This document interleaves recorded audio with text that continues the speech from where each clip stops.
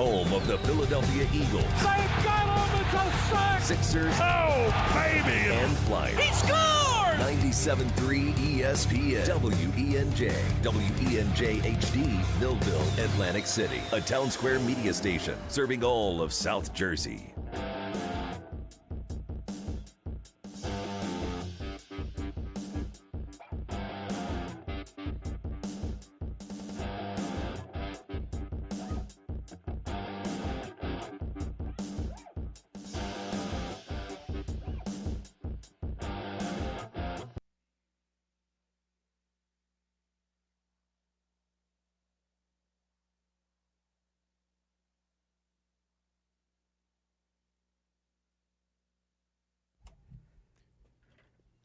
Josh Hennig here on the Sports Bash, filling in for Mike Gill on 97.3 ESPN FM, the 97.3 ESPN mobile app powered by First Bank of Seattle, streaming live on YouTube and X at 973 ESPN.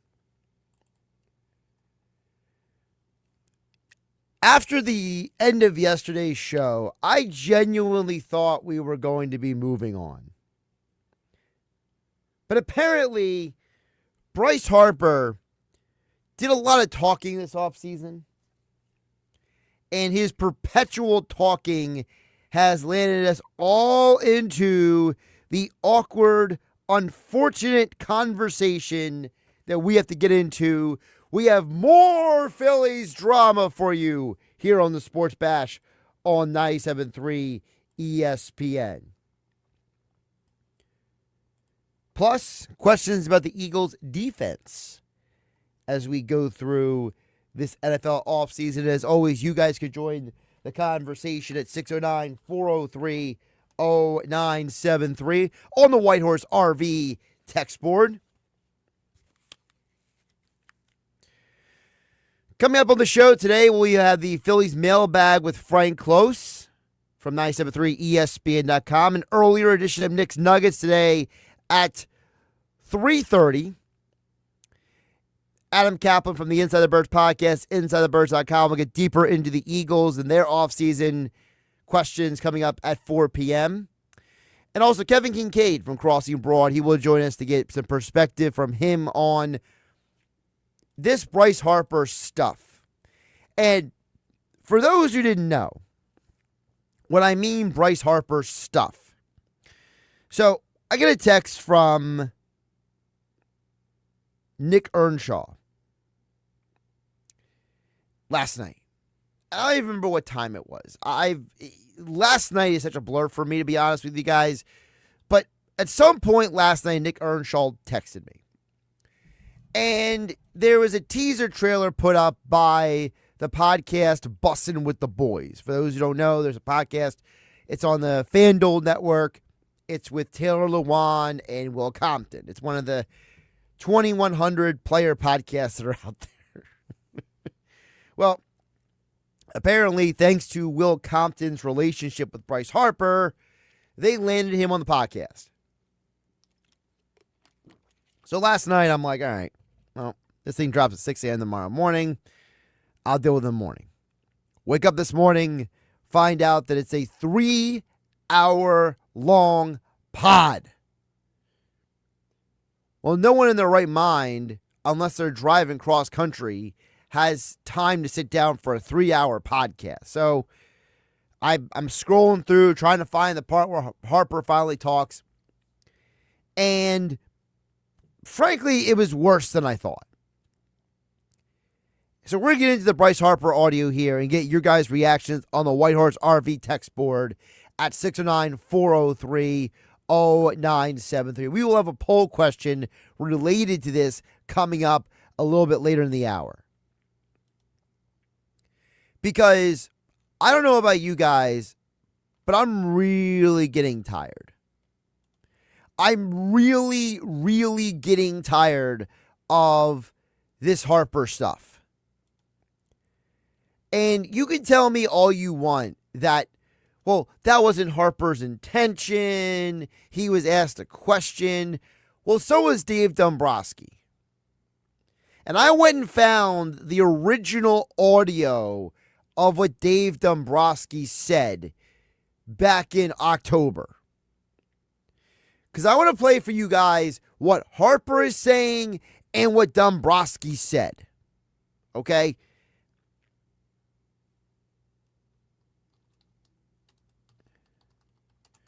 I don't think it's a coincidence or a small thing that this episode of Busted the Boys came out this week. You don't think Harper had a say in when this came out? I mean, talk about adding fuel to a fire that we thought was done.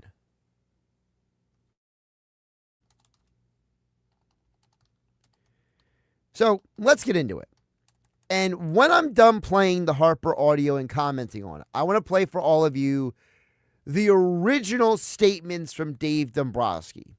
And you guys can tell me at 609-403-0973. Are we making too much of this? Does Harper need to shut up? Do us in the media need to shut up about it?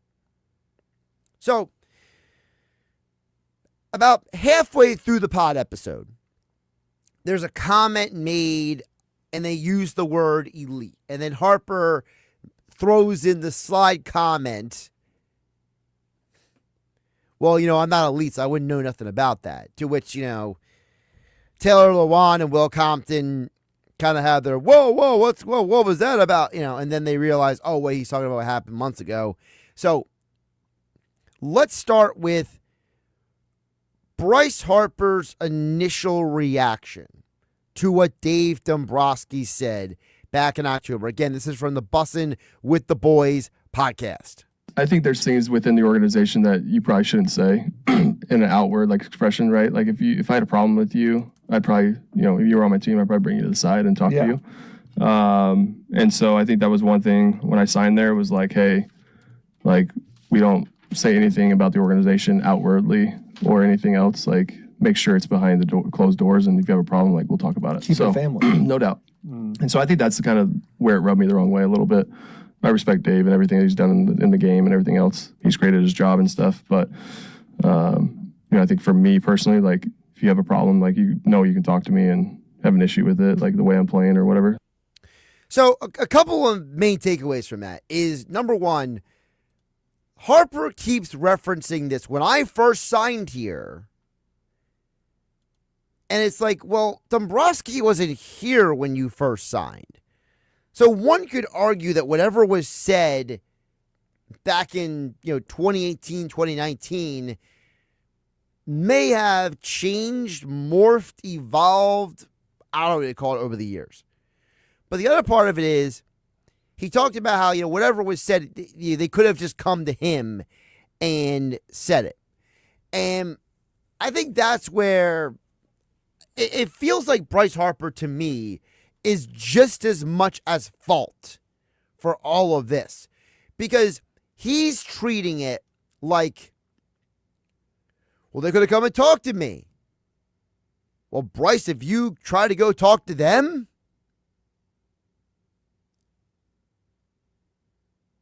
Harper then goes on to say that this never needed to become a story. And I laugh about the final part of this because it's like, well, Bryce, if you don't want it to become a story and you don't want to be asked about it, why are you still talking about it? Again, if he had something like that to say, obviously I'd want him to say it to me. I assume he has your phone number? Yeah. Okay. Yeah. So that'd probably be a good way to go about it. I think the tough part is it's just a story that doesn't need to be out there. So when we get to spring training, it's going to be a story. People are going to talk to me about it. People are going to ask me about it. It's just it doesn't need to be a story. You don't want stories like that in spring. You don't want that to be right when you get there. Hey, what do you think? Great. This is what I have to answer. Besides, everyone's got their opinion. Onward. Yeah, exactly. But yet you're still talking about it, Bryce. That's what I don't comprehend. If you don't want it to be a story, then stop talking about it.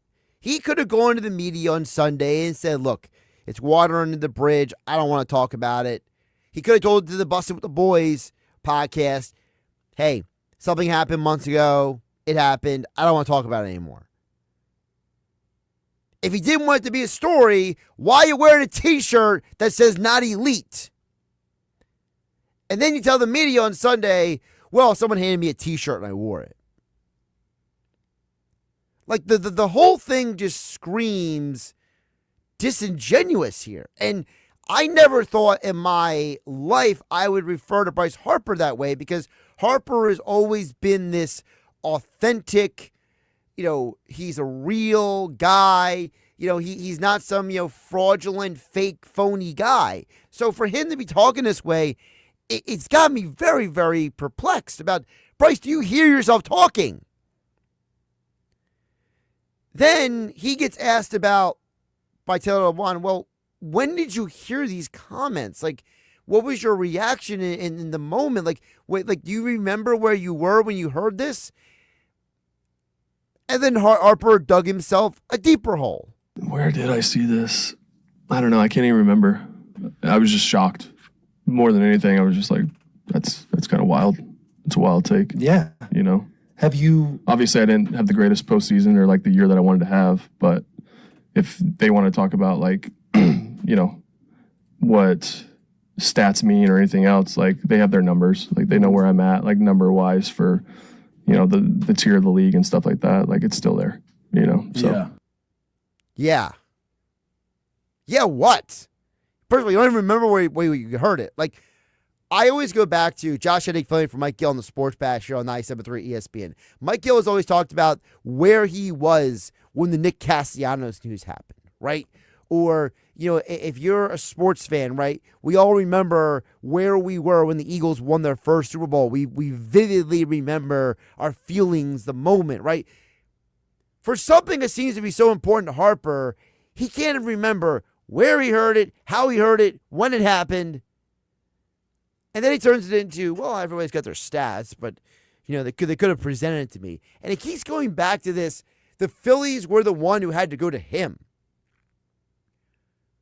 Where is the responsibility on Harper to go to them and be like, yo, we need to have a conversation right here, right now. No Zoom call. I want to sit down.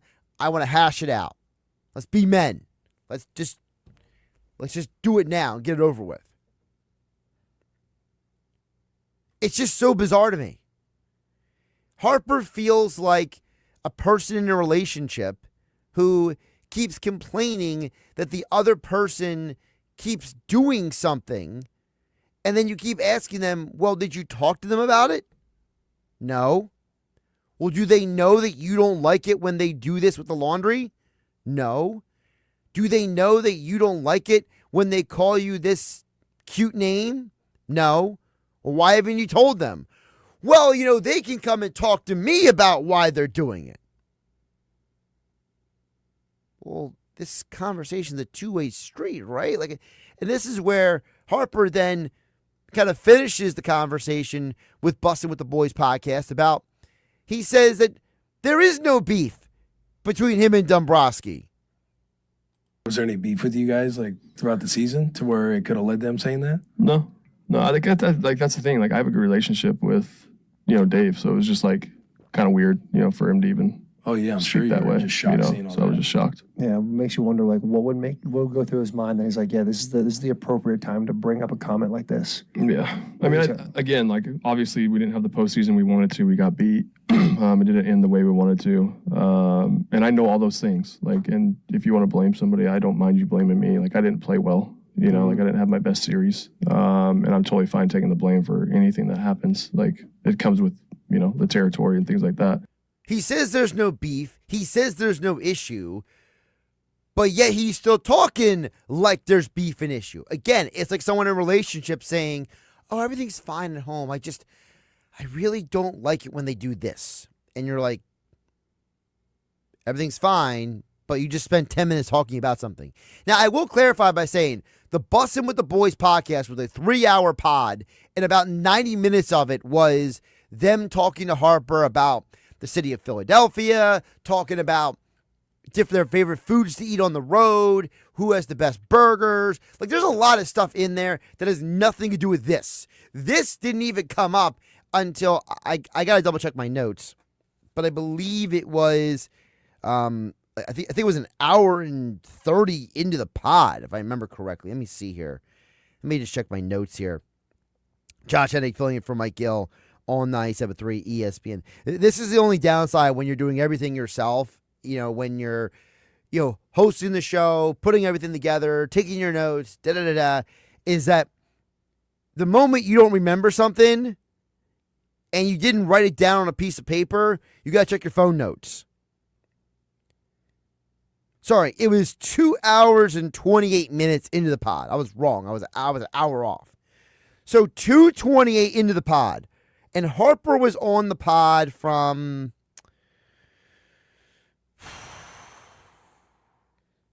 Harper was on the pod for 2 hours.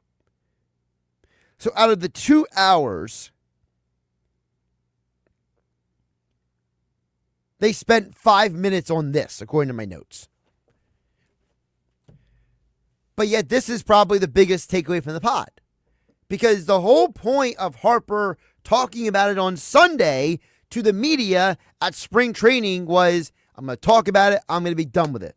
But apparently, he wasn't done with it. And we'll get to the Whitehorse RV text board at 609-403-0973. Whitehorse RV Center in Williamstown and Galloway. Your RV adventure starts here at Whitehorse RV. With the weather getting warmer, you might want to think about your next road trip, and Whitehorse RV should probably be the place to go. Sponsors of the text board here on 97.3 ESPN. But before we get to the text board at 609-403-0973, I want to replay what Dombrowski said, his original comments. Now, before I play them, I will say, I have seen nobody else bring up or replay what Dombrowski said back in October. And in fact, it was actually difficult for me to find the original audio. I kept finding quotes. I kept finding people talking about it. But for whatever reason, I want to say it was scrubbed. But it's almost like people don't want to actually play or talk about what was really said. So, for you, all listening on 97.3 ESPN FM, the 97.3 ESPN mobile app powered by First Bank of Seattle, watching on YouTube and X at 97.3 ESPN. It's 2 parts. So here's part 1 of what Dave Dombrowski said. This was back on October 16th. So it is literally months ago from today. 4 months ago and a day from today, Dave Dombrowski said this. I mean, in Bryce's case, of course, he's still a quality player. He's still an all-star caliber player. He didn't have an elite season like he has had in the past. And I guess we only find out if he becomes elite or he continues to be good. I mean, it's not like it's like if you say to me, I look around the league, I was trying to think, Freddie Freeman. He's a really good player, right? He still is a good player. Is he elite like he was before? Probably not to the same extent, and so that's nothing that could, Freddie's a tremendous player, and that's, to me, is Bryce. So I think the comment that stands out is when he says that Harper didn't have an elite season, but he goes on to say, quote, "We will find out if he stays elite or he becomes really good," unquote. I think that's probably the trigger point for this whole conversation, because now it becomes to interpretation. Is Dombrowski saying he's no longer elite and he's a really good player, or is Dombrowski asking a question out loud? Now, Dombrowski then goes on to do one of his classic tropes where he loves to tell you a story, give you an example. And I think the Freddie Freeman example is fine. I don't think it's a bad example. I do think that it's an interesting part of the conversation where, Dombrowski, is saying, look at Freddie Freeman. He's still one of the best first basemen in baseball, but no one thinks he is an elite player anymore. And his question is that what Harper's going to become? Is Harper going to become one of the best first basemen in the sport, but no longer be an elite caliber player after not having an elite statistical season? Now, there is a part 2 of what Dave Dombrowski said again. 4 months and a day from this very date. Dave Dombrowski. Can he rise to the next level again? I don't really know that answer. I mean, and really he's the one that will dictate that more than anything else. I mean, it's what it comes down to. So I don't think he's content with the year that he had. And again, it wasn't a bad year. But when I think of Bryce Harper, you think an elite, right? You're thinking one of the top 10 players in baseball, and I don't think it fit into that category. But again, very good player. I have no idea when you see somebody. I have seen guys at his age. Again, he's not old. That level off, or I've seen guys rise again. We'll see what happens. So then the next trigger point that I'm trying to decipher here, okay? Dave Dombrowski says, can Harper rise to the next level? Again, I don't know. Then he goes on to say, I don't think Harper is content. Then he goes on to do his little, Dave Dombrowski thing. Well, I've seen guys who have had down years and come back and gotten better. I've seen other guys who've had, this and that. So, Dombrowski is a very interesting guy because he doesn't speak very directly, but he's very open with the media when he gives them time. Now, to me, I don't find anything Dombrowski said there that means that Harper should be offended. Now, if Harper is offended by someone having an open-ended question at a press conference, again, I go back to Bryce. Why are you waiting for Dombrowski to speak to you? Why don't you go talk to him? If you don't like the fact that your significant other keeps calling you baby, then you got to tell them, stop calling me baby. If you don't like the fact that they put the toilet paper the wrong side up or down and you keep complaining about it, but you don't say anything about it, is that not on you? And to further extend this conversation, a week after Dombrowski's comments, he was on the Foul Territory show with AJ Brzezinski and Eric Kratz, two former ball players who confronted him and said, Dave, would you like to clarify your remarks about Bryce Harper? And this is what Dombrowski said. First of all, I mean, to me, Bryce Harper is one of the best players in the game of baseball. And when I say he didn't have, they asked me, what type of year did you think he had? And I said, he had a very good year. I don't think he had an elite year. And when I say that, when I think of Bryce Harper, it's a compliment because the reality is there are, 8, 10 players in the game of baseball every year. When they're not, let's say, in the MVP consideration, for whatever reason, sometimes it can be an injury factor, sometimes they just have a bad year, but whatever, it's not an elite year for them. Now, to me, I find that explanation to be very clarifying. And as probably the foremost critic and complainer about Dave Dombrowski here at 97.3 ESPN, Josh Hennig filling in for Mike Gill on a Tuesday, I'm defending him. I think Dombrowski's like, look, this is one of the 10 best players in baseball. Did he have an elite year? No. Is it surprising when he doesn't have an elite year? Yeah, it is. And that's where we start today's Sports Bash here on 97.3 ESPN. The drama continues with Bryce Harper and the Phillies, thanks to another podcast.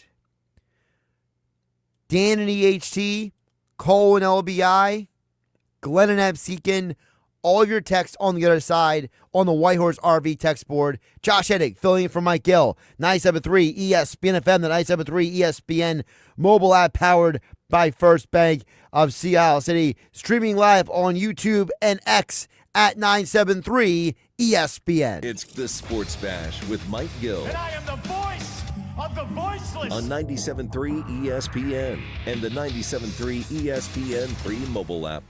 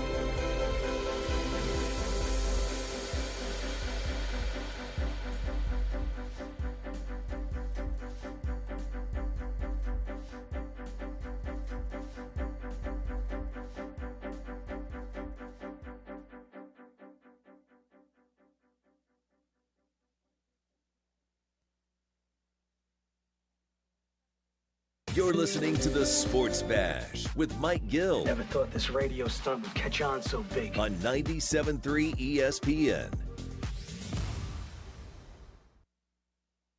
Was there any beef with you guys like throughout the season to where it could have led them saying that? No, I think that's the thing. Like I have a good relationship with, Dave, so it was just like kind of weird, for him to even Oh yeah, I'm speak sure you that were way. just shocked seeing all So that. I was just shocked. Yeah, it makes you wonder, like, what would go through his mind that he's like, yeah, this is the appropriate time to bring up a comment like this. Yeah, I mean, again, like obviously we didn't have the postseason we wanted to. We got beat. It didn't end the way we wanted to.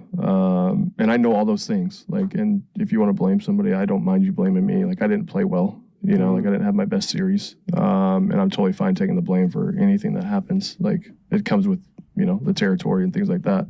I don't mind you blaming me, but just don't say things about me that I don't like to the media. I mean, I would love like a shrink or somebody to have like a field day with this. This would be hilarious. All right, we got a ton of texts coming on the Whitehorse RV text board to get to at 609-403-0973. Josh Hennig filling in for Mike Gill here on a Tuesday edition of the Sports Bash. The Whitehorse RV text board is open at 609-403-0973. Don't forget, so to come, Frank Klose with his Phillies mailbag at 97.3 ESPN.com at 3 p.m. Nick's Nuggets with Nick Earnshsaw at 3:30. We'll get into the Eagles and the NFL with Adam Caplan coming up at 4 p.m. The biggest questions for the Eagles defense this offseason. And then Kevin Kinkead from Crossing Brawl. We'll get into some of the more of the, as kind of what Danny HT says on the text board, the drama of Philadelphia sports. Danny HT comes in. It says, why is there always drama in Philly sports teams, Josh? I think there's drama because I think the problem is that we live in a world where we got these smartphones that are not really that smart, but they're smart enough to entrap us into thinking and believing things, whether it's true or not. So Harper, like the rest of us, he's a human. He hears or sees something, and other people react to it, and he goes, yeah, what they said, yeah. Not ever saying, let me talk to the person who said what they said. Back in the day when we didn't have these smartphones, back in the day when we actually had to talk to each other, Danny HT, if someone said something about you, you talk to them about it. Or in some cases, people would tell you ahead of time, hey, I'm letting you know I'm going to say something. It may come off a certain way, but I'm letting you know when I'm saying what I mean by it. Yeah, that stuff doesn't happen anymore. Cole and LBI chimes in at 609-403-0973 on the Whitehorse RV text board. Says Harper is shutting up about this because there were rumors that he wanted a new contract a year ago. Then Nebraska said what he said, and Harper is taking this as public negotiations, says Cole and LBI. Well, so you are correct. There were speculation that Harper wanted a contract extension previously, and the Phillies had been on and off the record, right, in public, but also behind the scenes, and said basically they're not renegotiating a contract that has, 6-7 years left on it. So, if Harper is talking because this is his way of lashing out because he didn't get the contract extension that he wanted, then I say that maybe this proves the Phillies' point why they didn't give him a contract extension. So he's got 1, 2, 3, 4, 5. He has 6 years left on the deal. He can become a free agent in 2032. There is no deferred money. There is a full no trade clause. He got a $20 million signing bonus. He gets incentives for winning MVP, World Series MVP, also being an All-Star, a Gold Glove winner, a Silver Slugger. So there's a lot here for this contract. Now, some people have asserted, well, when Harper signed the 13-330, that now looks like a deal compared to guys like Juan Soto and others, Aaron Judge, etc. And that might be part of the reason why Harper wanted this deal. One of the things he says on the Busted with the Boys podcast, and I didn't grab the audio because it was such a long explanation. Harper basically explains that one of the reasons why he took the Phillies deal is because there were teams like the Nationals that wanted to give him more total money but defer the money. There were other teams that were willing to give him more money, but they wouldn't give him their trade clause. There were some teams that were willing to give him money in terms of annual salary, but no signing bonus. There was one team he said that actually approached him about a 1-year, $50 million deal, and he said it was interesting at the moment, but then he realized that, do I really want to go through all of this free agent stuff again? So you could argue that Harper put himself in this situation because, as Dombrowski said, he did not have a Bryce Harper caliber year. So if Harper is crying about not getting a contract extension when he hasn't earned a contract extension calling LBI, then that's his own fault. And you know what? Good for Juan Soto and Aaron Judge and Shohei Ohtani and every other guy who has leveraged their situations to say, I am better, I am younger, I have a higher ceiling than Bryce Harper. You should pay me more than Bryce Harper.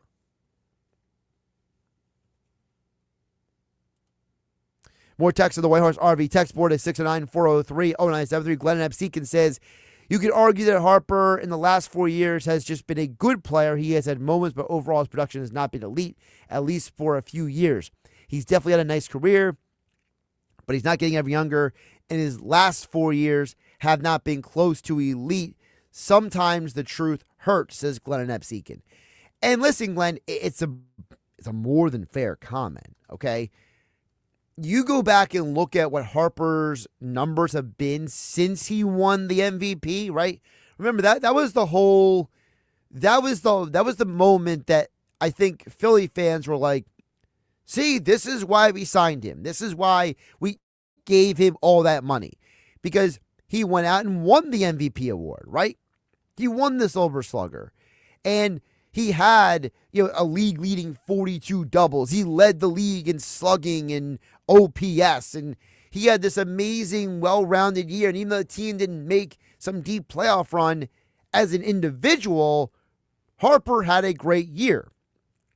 It was actually that year he had the second highest wins above replacement of his entire career. But to Glenn Absekin's point, he was 28 years old. Heading into this year, he's now 33. What has Harper done since winning the MVP? He's been injured. Remember, it was the elbow that got Tommy John surgery. Then it was the wrist injury. Then it was other soft tissue injuries. And you were kind of like, is he overcompensating? Did he come back too soon?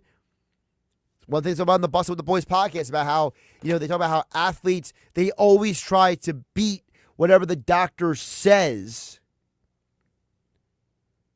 They are, so like, for example, they were saying on the podcast that if a doctor says it's going to take you 6 to 8 months to return, that the athlete says, I'm going to do it in 5.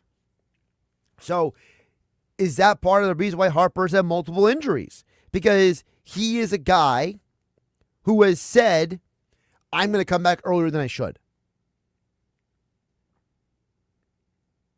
Because again, to Glenn Absekin's point, 2022, 99 games. 2023, 126.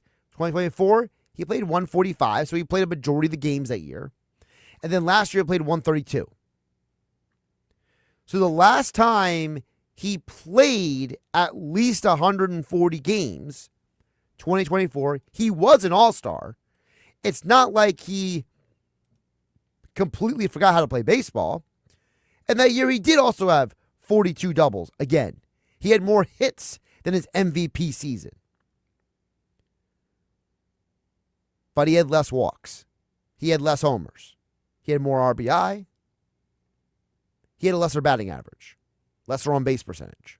So, to Glenn Absika's point,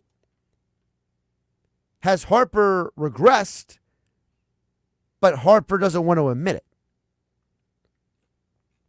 UPS Jeff chimes in on the text board at 69403-0973 on the White Horse RV text board. Jeff says, Josh, Harper is a man-child. He's a poster boy, prima donna. Harper has been coddled since he was 10, always praised and worshipped. Now he doesn't know how to process negativity. Well, UPS Jeff, I would agree with you if there wasn't plenty of evidence to the contrary. Because there are people who don't know that Harper's journey to becoming the number one overall pick was frankly derailed.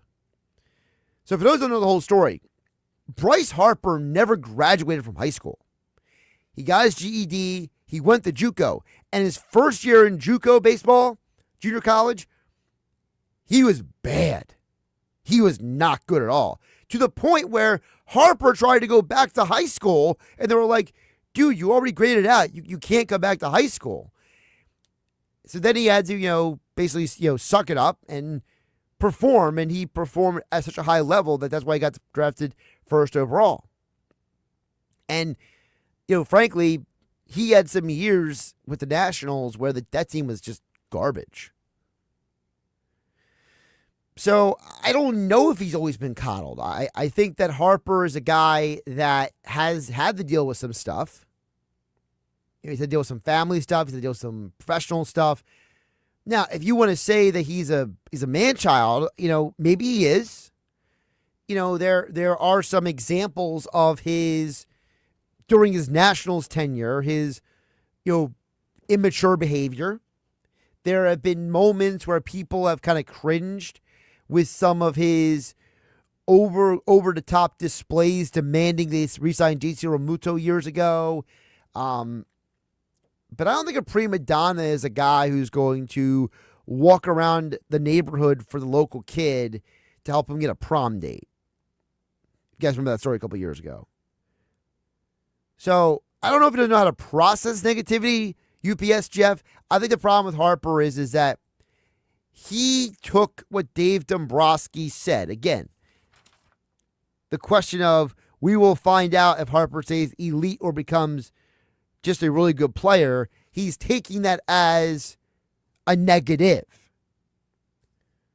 See, sometimes in life, it's like the Stoics say, Marcus Aurelius said that, many of the ills that we perceive are in our own mind. They don't exist in reality. So I could argue that the problem for Harper is that he doesn't know how to process negativity. It's that he's creating something negative in his own mind and letting it fester. And at that point, maybe he does need to see a shrink. Steven Ventnor chimes in on the White Horse RV text board at 69403-0973. Steve says, Josh, you have been very critical of Dave Dombrowski, so it's good to see you were looking at the situation objectively. I just think Bryce thrives off of drama. And that's all it is about. Well, if Harper thrives off of drama, then can you keep it away from my ears? Can you keep it away from my eyeballs?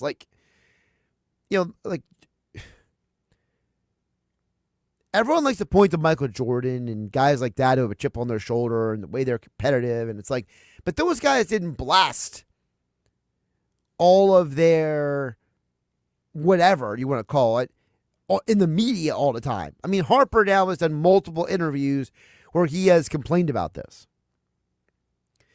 William K. Courthouse chimes in the White Horse RV text board at 69403-0973. He says, hey, Josh, I truly believe this was a very smart and thought-out move by Dave Dombrowski, and that Bryce Harper did not have the year that he is capable of having. I think it was very deliberate and thought-out way of lighting a fire under Harper to attempt to have him bounce back and have a great year, says William Kimmy Courthouse. Willie, it's a very interesting point because Harper keeps saying, I don't need motivation. I don't need somebody to tell me I need to play better. But yet, this bothered you so much that you went out and got a T-shirt that said, not elite. So William Kimmy Courthouse, maybe you're right. Maybe this was the only way Dombrowski thought he could get through to Harper was to say this in the media, and then it was just taken too far, and now Harper is just being extreme about it. It's very, very possible.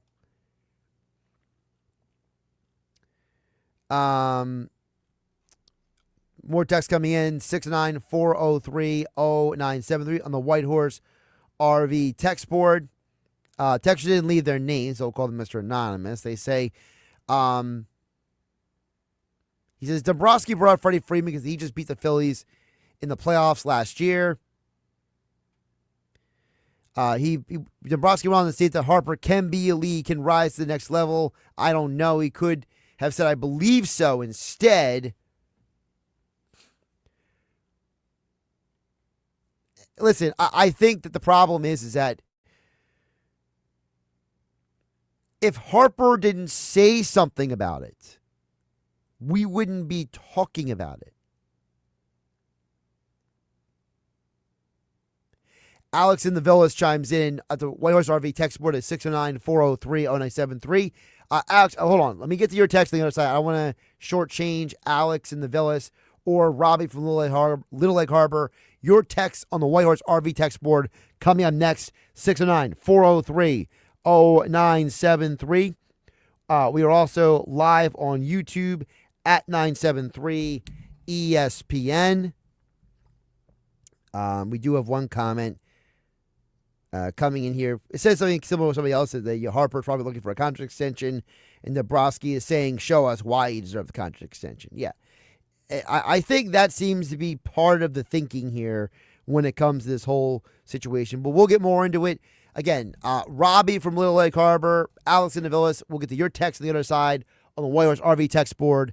609-403-0973. Josh Hennig filling for Mike Gill on the Sports Bash right here on 973 ESPN. You're listening to the Sports Bash with Mike Gill. And if you're not down with that, we got 2 words for you. On 97.3 ESPN and the 97.3 ESPN free mobile app.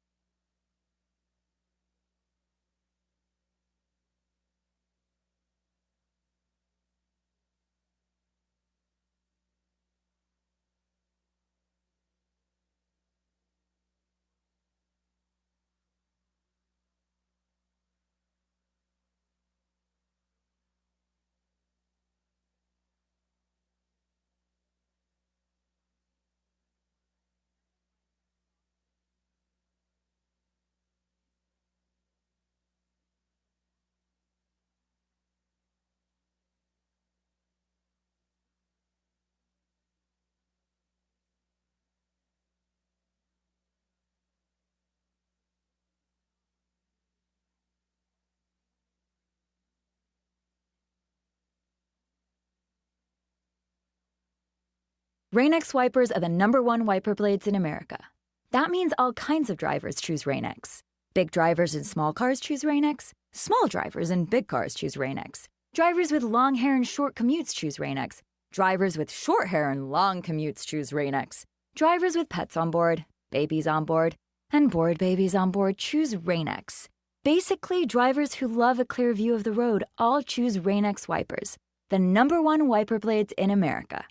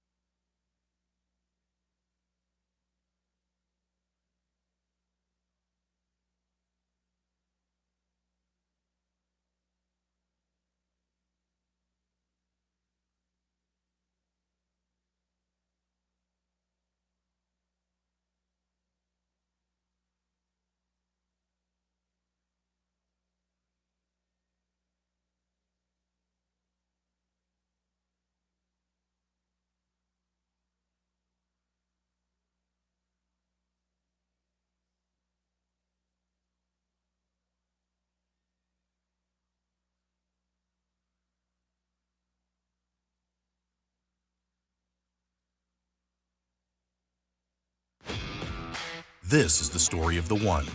As the purchasing manager at a manufacturing plant, she knows the only thing more important than having the right safety gear is having it there when you need it. That's why she partners with Grainger for auto reordering, so her team members can count on her to have cut-resistant gloves on hand, and each shift can run safely and efficiently. Call 1-800-GRAINGER, click Grainger.com, or just stop by. Grainger, for the ones who get it done.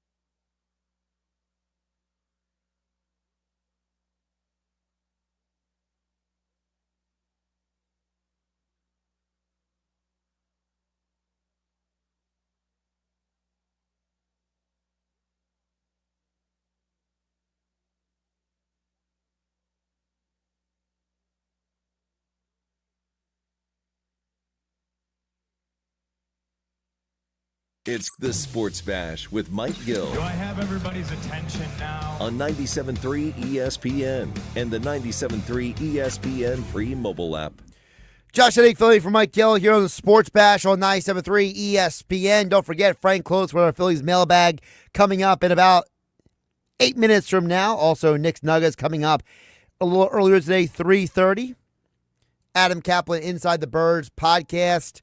NFL Insider joining us for football at 4. And also Kevin Kinkead from Crossing Broad, all still to come here on 97.3 ESPN. As promised, though, let's get back to the Whitehorse RV text board at 609-403-0973. Alex in the Village chimes in. He says, Josh, do you think he's trying to use this as motivation? He knows he was playing bad and he wants to prove it that he's still elite. Well, Alex in the Village, I like the way you're thinking. And I don't mind athletes, with the chip on the shoulder, finding slights and grievances. I mentioned, guys like Jordan and Kobe and others have done that many times over the years. The problem I'm having is, why does Harper need Dave Dombrowski to make a comment? For him to look back and say, man, I'm 4 years removed from MVP season, and I've only had one good year in that stretch. Like, why doesn't he come up with that motivation on his own? It's the idea that, the you versus you in the mirror. What happened to those kind of motivations? That's my only pushback. Robbie and Little Lake Harbor chimes in the Whitehorse RV text board at 609-403. He says, Harper needs to have a great 2 to 3 years. I mean, I don't know if that's going to happen, Robbie. Maybe it could. I'm not going to rule out what Harper's potential could be. Harper has proven many times before that he can have a down year and have a really good bounce back year. So I'm not going to pretend like he's incapable of going out there and playing well. I just think the problem is that the way Harper's handling it seems to be rubbing people the wrong way. There's one way to be like, hey, I'm going to go out there and I'm going to have some great years.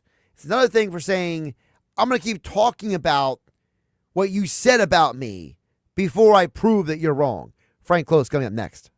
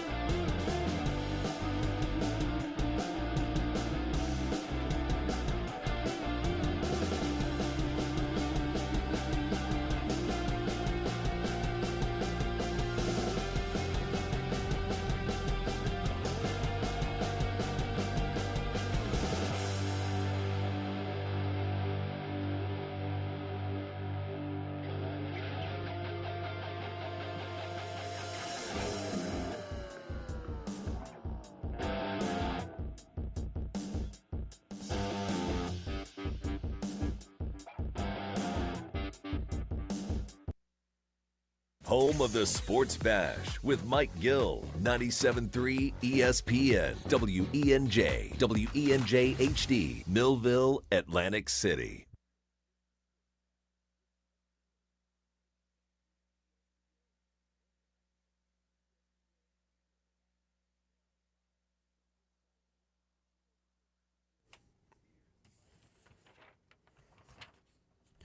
Josh Hennig, Philly for Mike Gill here on the Sports Bash Tuesday edition, 97.3 ESPN FM, the 97.3 ESPN mobile app powered by First Bank of Seattle, streaming live on YouTube and X at 97.3 ESPN. Don't forget the 3 o'clock hour of the Sports Bash here on 97.3 ESPN, being brought to you by Broadleys Plumbing, Heating, and Air Conditioning.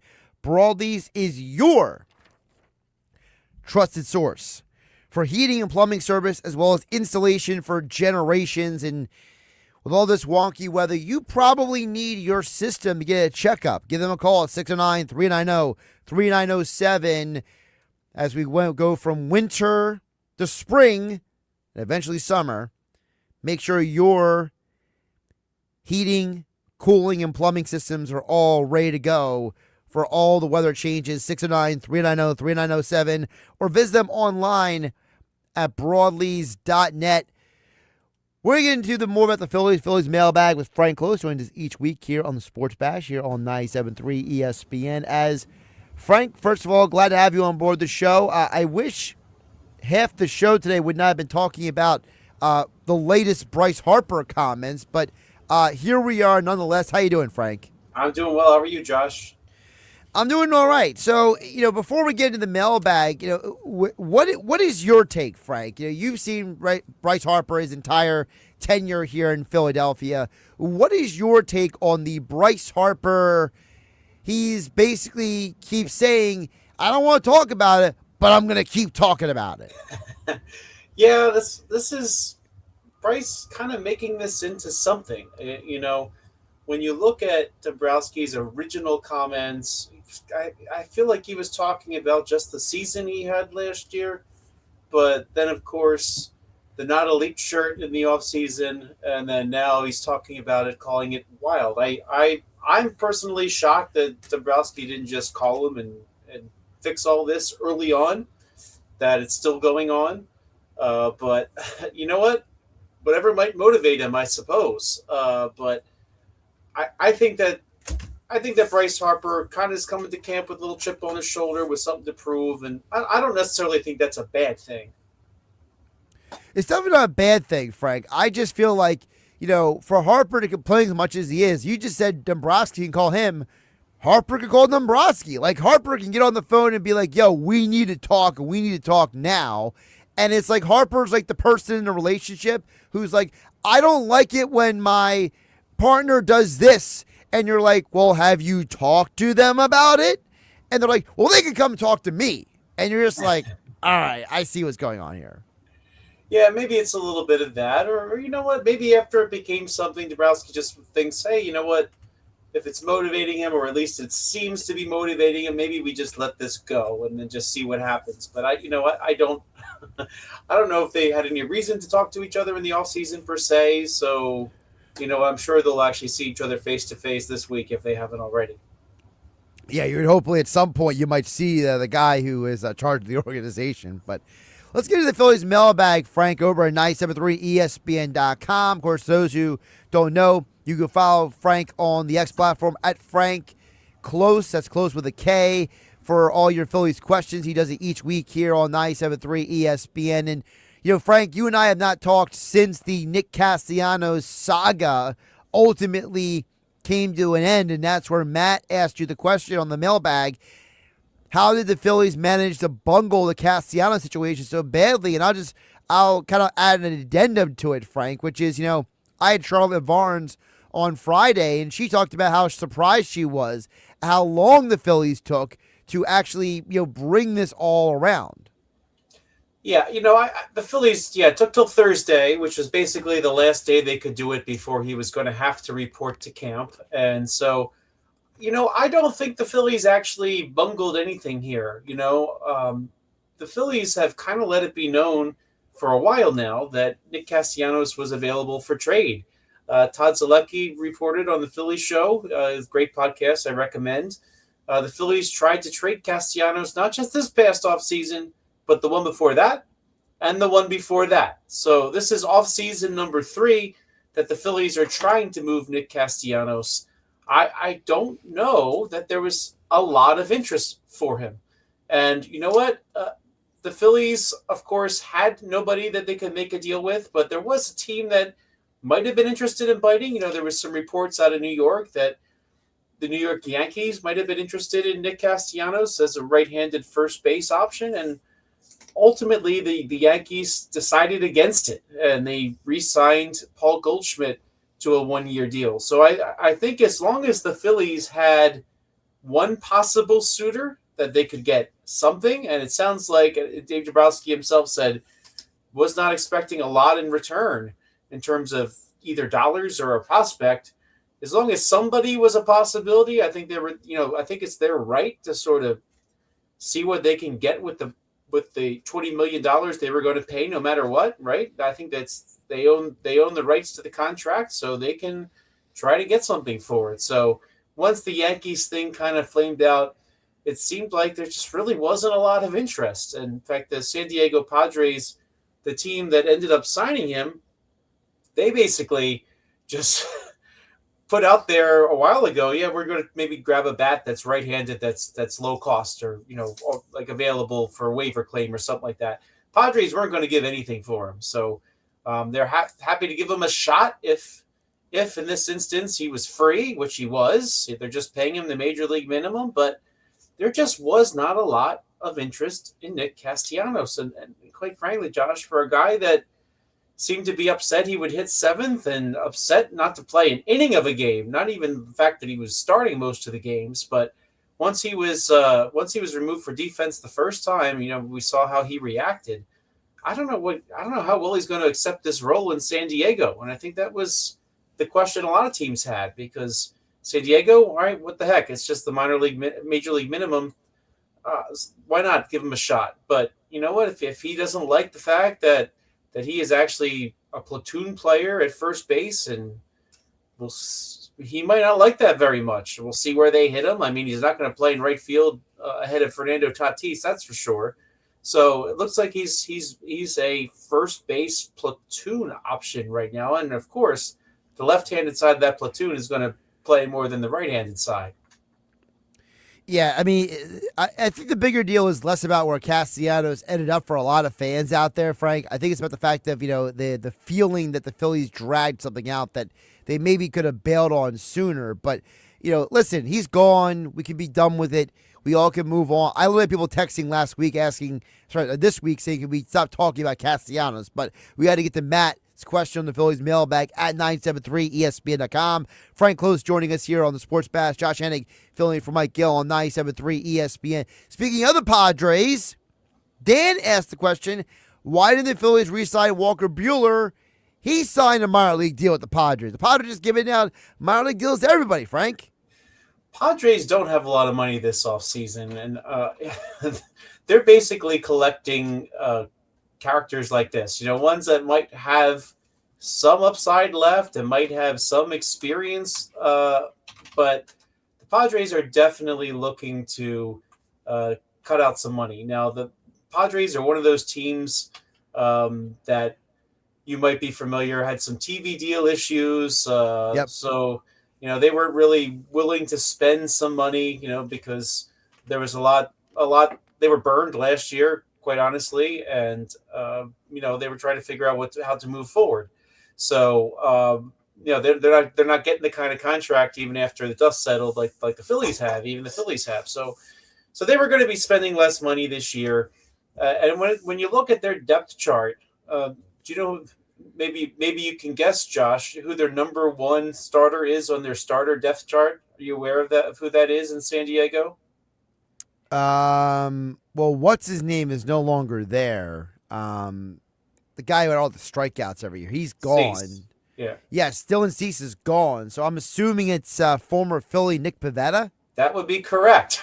So if Nick Pivetta is number one on your depth chart, that means you probably have some openings in your starting rotation. And Right. from what I understand, Walker Buehler, he was kind of sitting back and waiting. He wanted to go to a place where he would get a clearer path into being in the starting rotation. If you look at the Phillies right now, they're still kind of thin, but at the same time, they still have 5 starters. They have Sanchez, they have Luzardo, Aaron Nola, and then the other 2, which are kind of more question marks, Taijuan Walker and Andrew Painter, are at the back end. Painter hasn't proven anything in the major leagues yet. In fact, didn't even make the major leagues last year, even though we had the opportunity to. And on top of that, though, Zach Wheeler is coming back in the nearer future, maybe not too distant future, maybe not immediately, but Zach Wheeler will be back. So, he could have looked at that rotation and said, "Hey, man, they're stacked. I don't think I fit in here." And so he had the option here where it seems like there's a clearer opportunity to be in the starting rotation. So we took it. And let's face it, too, he was a guy that had success in Southern California, gets to play in the NL West. I'm sure that had something to do with it, too. But, there's still some opportunities out there, still inventory if the Phillies want to add an extra starter into the mix, which I think would be kind of prudent because, outside those 5 I just mentioned, then you go to Alan Ronhell and Bryce Wilson after that, I suppose. So hopefully the Phillies don't have to do that. Hopefully Painter shows up, looks pretty good. Then Taijuan Walker could be the swingman he was last year, and then hopefully Aaron Nola's back. Again, more question marks than usual, though, for this Phillies rotation. So I certainly understand why fans are asking about that. Yeah, because it's not about, who fits the rotation for the whole year. It's about if somebody goes down with an injury, who's coming up, Frank. I think that's what some of the concern is, right? You don't have the depth at AAA that you used to have in years past. Like, if multiple guys, God forbid, multiple guys go down with injury, right? Who's going to be coming up to fill the void? And I think it might be nice to have another body, another arm who at least is capable of doing the job. Yeah, I would agree with that. I mean, I think that unless they can get something better than Alan Ronhell, I mean, if you look at the names out there, Patrick Corbin, does that excite you? I mean, the Phillies used to beat him up like crazy when he was with the Nationals, but had a decent year actually last year down in Texas with the Rangers. But for a lot of those types that are available, there is no guarantee from the Phillies end either. They may prefer, if they think it's a stopgap, to go to an Alan Ronhell or the like, and then maybe acquire somebody if they absolutely have to later on. But I will agree with that the starting pitching depth last year, I thought that they would accidentally win 90 games if nothing else because the starting rotation that was so deep. This year, I'm still thinking they're a 90-plus win team, but the lack of depth does concern me, especially coming off the years that Zach Wheeler and Aaron Nola had last year. Frank, another question coming in has to do with the conversation we kind of had at the top of the segment here for the Phillies mailbag, but it's actually a direct question about Bryce Harper. Chase asks you on the mailbag, do you, Frank Klose, think that Bryce Harper is elite? If you look at Bryce Harper's numbers, if you pull up his baseball reference page and start looking at his WAR, which is often a marker of somebody's season, he's certainly not the 9.7 WAR that he was with the 2015 Nationals, that's a career season for most players in baseball, right? And he won an MVP with a 5.9 WAR. Last year he came in at 3.1, which of course is one of the lower numbers. It's of his full seasons with the Phillies, that he's kind of basically at the lowest right there. So yeah, there definitely was a dip last year, but I think a lot of that dip is an indictment on Phillies management there and the construction of the lineup, because Bryce Harper is not seeing pitches to hit. So he's got a lot less to work with. In fact, talking about the World Baseball Classic, he made a comment, which I don't know if it was a shot at Dombrowski or not, saying, "Oh, it's great having Aaron Judge hit behind you." Now, I don't know if the Phillies are in a position to go add Aaron Judge to hit behind him, but I think the Phillies, that's the one thing that the Phillies have been sorely lacking the last couple of years, is that number 4 hitter who can hit behind Schwarber and Harper. Now, last year they kind of settled into Schwarber being 2, Harper being 3. They need a good number 4. I mean, with all the endless cycle of right-handed bats behind him, Alec Boehm for a while, and then, JT's hot, Boehm's not, let's put JT there, or hey, Nick Castellanos, you want to give it a shot again? Oh, nope, sorry, you're not good enough anymore. So I think that is the thing that they really need to fix here. I think once they got a good bat behind him, he'll put up those elite numbers like you saw in the past. So I'm going to still say yes, because the other teams respect him so much that they do not wish to pitch to him. And that's why he is not putting up the numbers like he has before. Again, 3.1, very, very good. Could he be doing more? I think he could if he had that right lineup protection. And, this offseason, the Phillies, they added Garcia to maybe be a candidate for that spot if they can get him to do so. But we'll see how things go, and we'll see how Bryce's wrist, of course, was bugging him a little bit last year. I think that bears watching too if he has that pain again. But I think he's capable of putting together a big season again. If having someone behind him though, he would be that much more dynamic. Well, who needs someone batting behind them more then? Is it Harper or Schwarber? Because you could argue that you just put Harper at 2, Schwarber at 3, it fixes the Harper problem, but then who's behind Schwarber, then the question is. Yeah, then you have the Schwarber problem, right? So I almost think I think for the type of player Schwarber is, they wanted him to have Harper behind him so he could bash those home runs and drive in Trey Turner a lot, which is what happened last year, or whoever was still on base from the bottom of the lineup. So, I think that they're, it's like you got to pick a poison here, right? So I think it'd be even better if the Phillies found a way to clear that up. I'm sure that will be something they'll look at the trade deadline. Again, Adolis Garcia, I don't know if he's the guy. He might get a shot to do so. But if he emerges, that's wonderful. But part of the problem, too, is a lot of these positions are taken. So where you could plug somebody, of course, Bo Bichette, maybe you heard of him. I think maybe the Phillies might have been interested or something. That might have been the solve to that problem. So they tried. We all know how that worked out. But there really just wasn't an equivalent bat from the right side that really fit on the roster as like an infielder, which seems to be where the Phillies could make some room.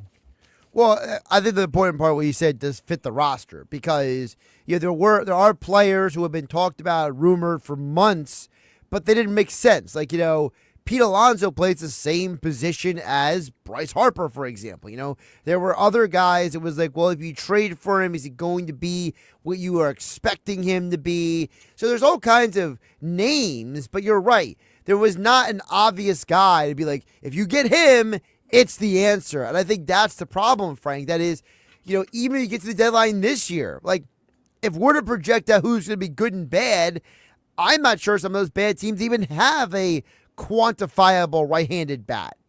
It's true. And actually, Major League Baseball wide, there's a dearth of right-handed bats right now. So, I mean, if you're the Phillies, right-handed power bats who stay healthy. Yes. I mean, if the Phillies did not re-sign Schwarber and got Alonso, I mean, yeah, they're still down a bat that they could really use. But I mean, yeah, if Alonso was somebody that could play defense, then maybe that'd be great. But he's not somebody who can. So and actually, I'm kind of surprised that at least up to this point, no one took it. Not the Phillies, because everybody will ask about this. But someone didn't take a shot at Rhys Hoskins, just out there because he's a right-handed bat. But yeah, there's just not a lot out there right now. But especially among those that can play meaningful positions on the diamond. Well, again, Hoskins is another guy that he plays the same position as two people currently on the team. I remember all these fans who wanted to go out and get Eugenio Suarez, right? Well, he plays the same position as the two guys who are on the team. Yeah, that very, very, very true. So, I mean, the Phillies, and it's kind of a tough thing to do, especially, we talked a lot the last few years about, well, yeah, JT Realmuto has to get out from behind the plate more. But, where's he going to go? Where's he going to go? First base or DH? Well, those two things are taken. And I know people are tempted to move Bryce Harper back to the outfield. I don't think that's the solution by any means. But, we'll see what happens with Aiden Miller, what he's going to be able to bring to the Phillies down the road. He's somebody whose bat a lot of people think is going to develop a little bit more. He's a right-handed hitter. So maybe they have that solution in-house, but we're not going to know that for some time. But they did they did put his locker near Bryce Harper this year down in Clearwater. So I think they're trying to get him to think big. So we'll see if that bat ends up being the one that can eventually do it. But not ready for that yet. Well, that's one of the storylines I actually love about camp is that they put, Miller in between two veterans, Painter in between two veterans, Crawford in between. They didn't have like the rookies over here and the veterans over here in the locker room. It was, we are overtly going out of our way to put veterans with these young players to help them make this transition. I think that's one of the biggest thumbs up I got for the Phillies right now in spring training.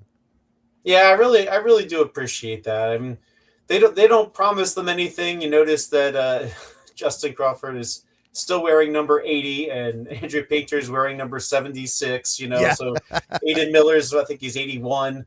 But they're not promising them anything yet. But it does send a message that they do think that these guys can maybe hang with the big boys someday. And even though Crawford's pretty much assumed to be on this roster in the starting lineup, they still held back the jersey number. So, hang on to your old J.P. Crawford jerseys because I think there's a new Crawford wearing number 2 soon.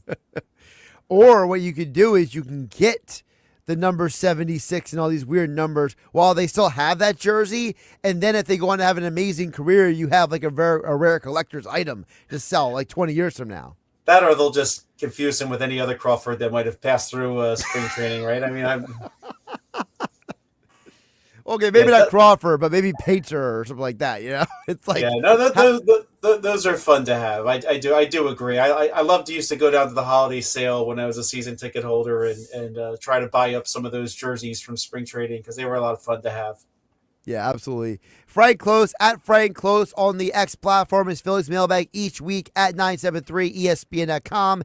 And he joined us today with me, Josh Hennig, from Mike Gill on the Sports Bash on 973 ESPN.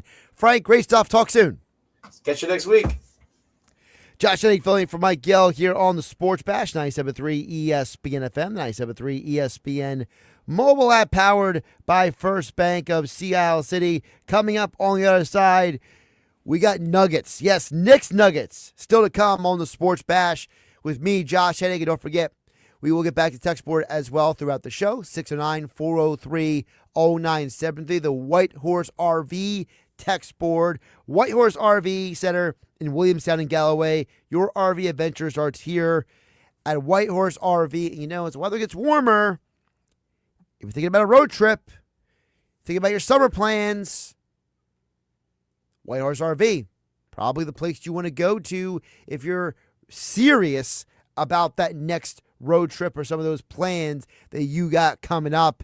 White Horse RV Center and the White Horse RV text board is 609-403-0973. Knicks Nuggets, Nick Earnshsaw joins us next on 97.3 ESPN. You're listening to the Sports Bash with Mike Gill. Never thought this radio stunt would catch on so big. On 97.3 ESPN.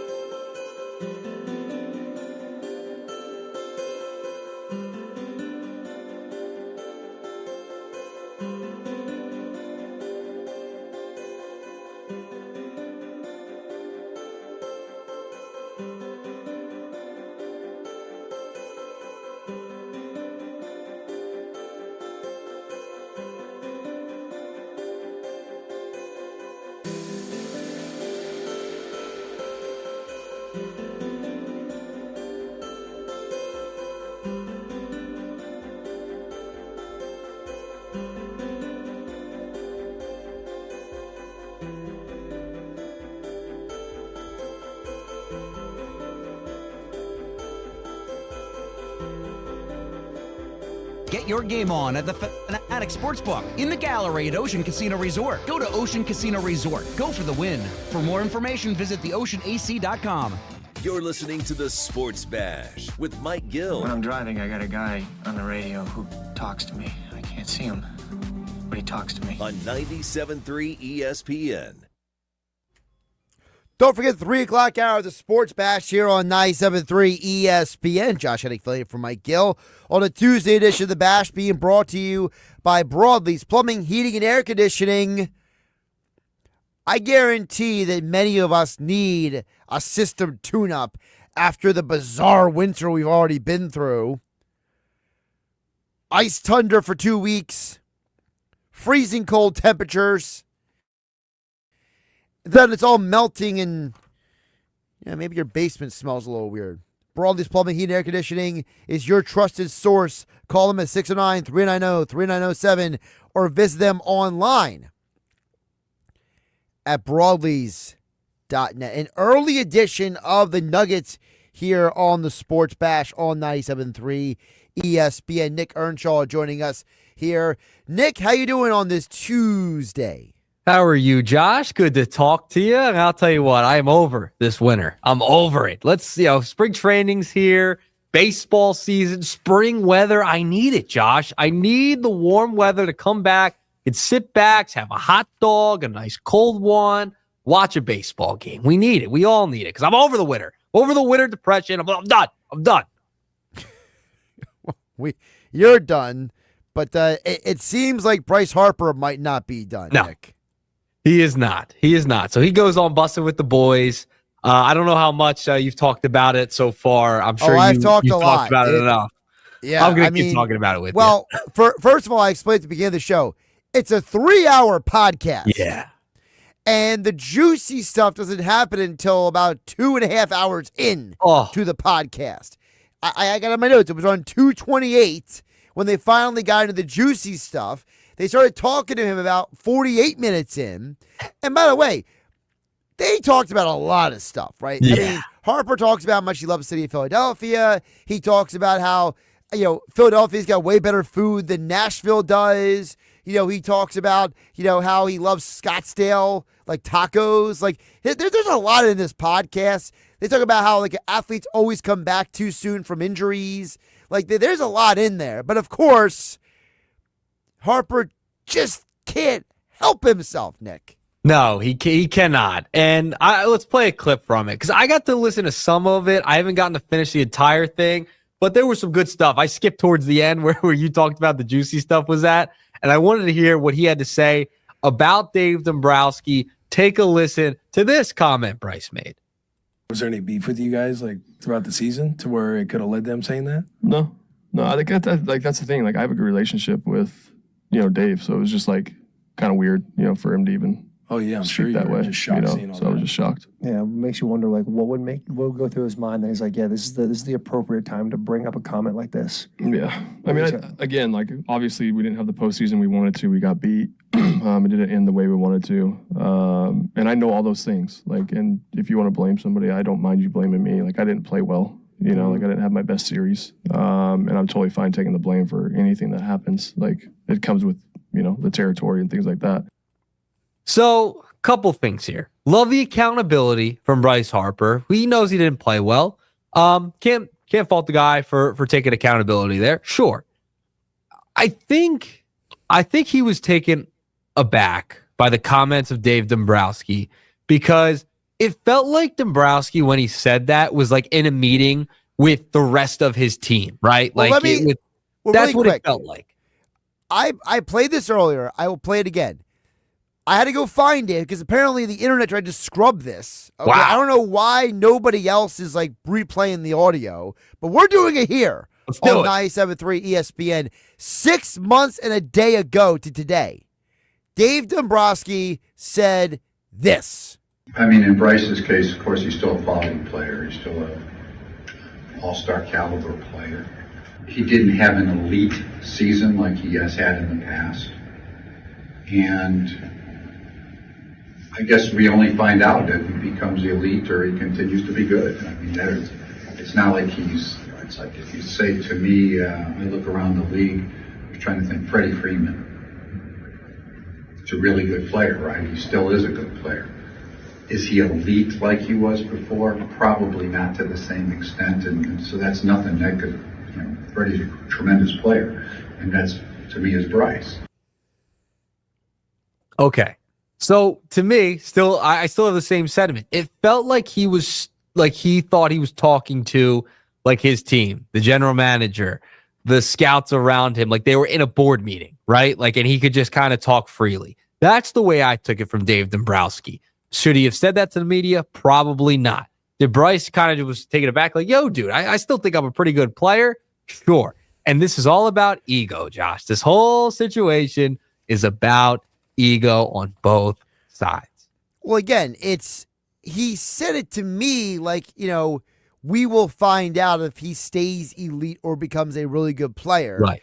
To me, it sounded like he wasn't saying he's not elite.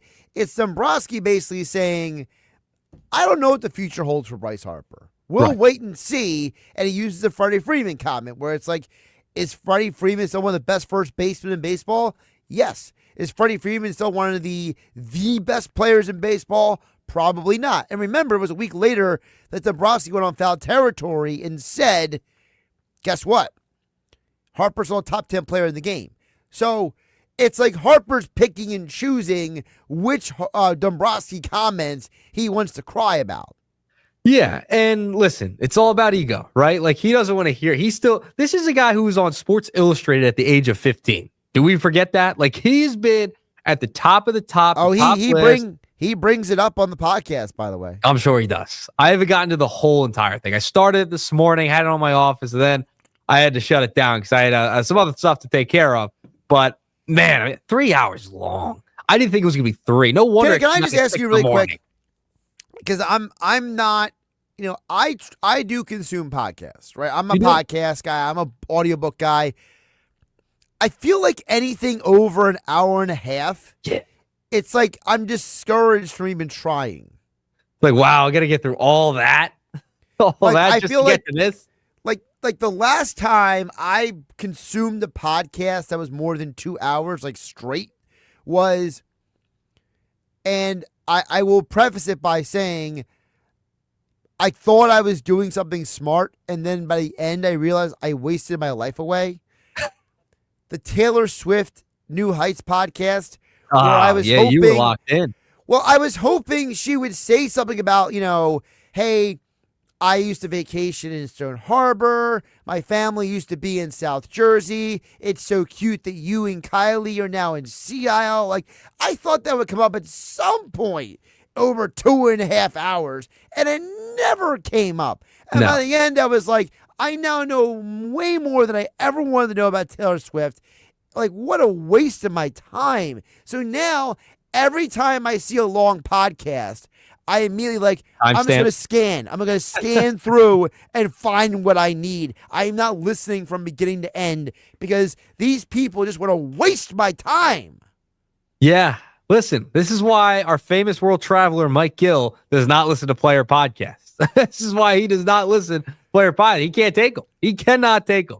I've had discussions about this with on the air, off the air. He can't take the player podcast. I will say, and this is where, he's not here to defend himself, so I kind of feel, bad for even saying this, but Mike also does not like a lot of things that you and I like in general.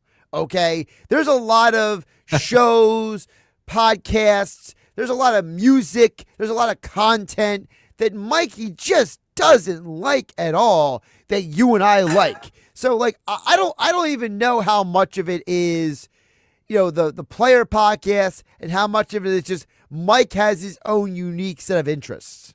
Yes. And I can defend him. Some of the player podcasts, they're a rough listen sometimes. I'm just Paul George's podcast. Rough listen. Horrible listen. Rough listen. Tough. But sometimes, we work in his business, so we listen to him.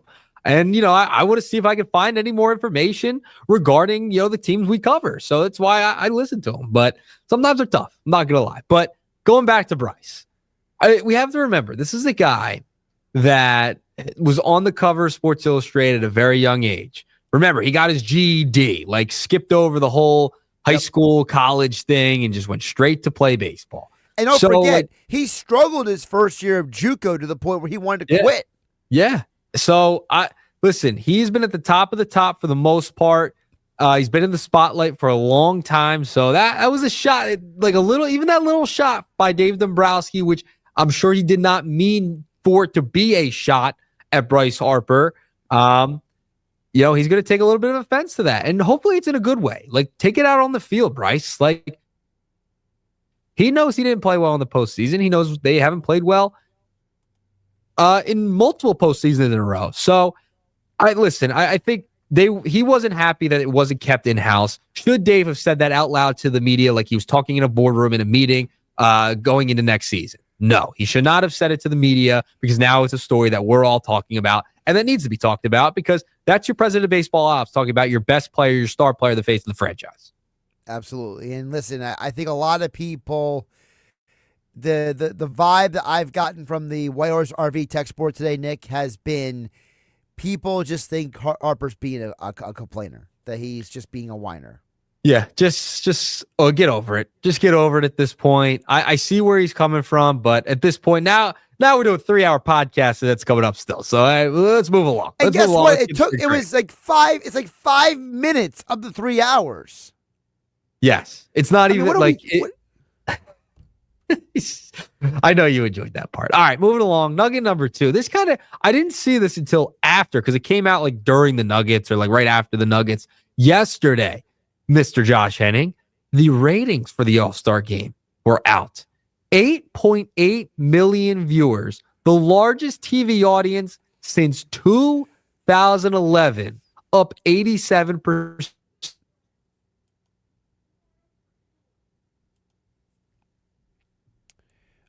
Nick, from all of the television audience. Really quick, Nick, I would recommend you open a new tab on your computer and run one of those speed tests really quick, just because you buffered there a little bit, and then you got me now. I got you now. Yeah, I don't know what. 'Cause I got both computers monitoring the stream here. So if you froze on both, then you're really frozen. You know what I mean? Yeah, I got you. All right, if you got me back now, we're good. I think we're good. We're good now. All right. So I was talking about the NBA All-Star game and the TV audience. What were the ratings again? 8.8 million viewers for the TV audience, up 87%. Your thoughts? My thoughts are I will ask the question that I think it was Ken Fang from Awful Announcing asked yesterday, which is how much of the Olympics helped with the ratings? Did the Olympics lead in and lead out help bring an audience in and from the All-Star game? That's the first question I have. If it was if it wasn't on NBC, if it was on ESPN, ABC, if it was still on TNT, or here's a question: what would the numbers been if it was on Prime? I am genuinely curious about that part of it. That's the first question I ask. The second question is, I would like to have more detail about, did the numbers start out slow and then it rose up throughout the broadcast? Because how many times, Nick, have we seen stories about, hey, people started talking about it online and more people started tuning in to the game? How many times have we seen a baseball game, a playoff game, right? Where the ratings, the first innings are maybe only 2 million, but then by the sixth inning, it's 12 million because people started talking about it online. They're like, this is a great game. You got to tune in. And people are like, I got to tune in. Where's Fox? So I am curious about, was it a steady 8? Was it a ramped up 8? For example, in the Eagles Super Bowl, we know that ratings dropped off tremendously in the fourth quarter. People were like, the Eagles won this game. I'm done for the night. Right. You know what I mean? Right. So Brett Siegel, an NBA reporter, he tweeted out it was 8.8 million viewers across NBC, Peacock, and Telemundo. Last year, it was 4.7. Yes, combined. Okay, so that's another conversation. Yeah. Whereas we have a whole controversy about the Super Bowl this year, which is NBC, also the Super Bowl, by the way. We'll throw that out there. They had everything. People are saying, how many people are watching on streaming, how many people are watching on linear television, how many people are watching international versus national. Like, we can criticize this 10 ways from Sunday here. No, we definitely can. But I thought it was interesting that the ratings were up. I'm sure they got a little bit of a bump with the Olympics, et cetera, being on streaming platforms, all of that. But hey, it was a good year for people to see the effort be enhanced by the players. Ann Edwards, Kawhi Leonard, Wembanyama, all those guys. So It was a good year for them to actually show a little bit of effort during the All-Star game. We'll see what happens next year. Will they get the same rating as they did this year, or worse, or better? That remains to be seen. With no Olympics, will they get the same? That I'm curious to see. It's a very good point. Very good point by you, Nick. Thank you. I think I'm full of them at some points. Yeah, at the times I am sometimes. All right, moving along. Let's go to nugget number 3. Did you see this? That the Philadelphia Eagles are changing the name of their practice facility. Did you see this, Josh? I did not see this. So it's not going to be NovaCare anymore. It will no longer be the NovaCare complex. How many years? It's been that forever. Ever. I feel like it opened with that name. I know. So it is changing. So the new name of the Eagles practice facility will be the Jefferson Health Training Complex. By a new deal signed by the organization, it will no longer be the NovaCare complex. So it's going from NovaCare to Jefferson what? Jefferson Health Training Complex. I mean, no one's going to remember that. Come on. This is where naming rights deals just get in the way.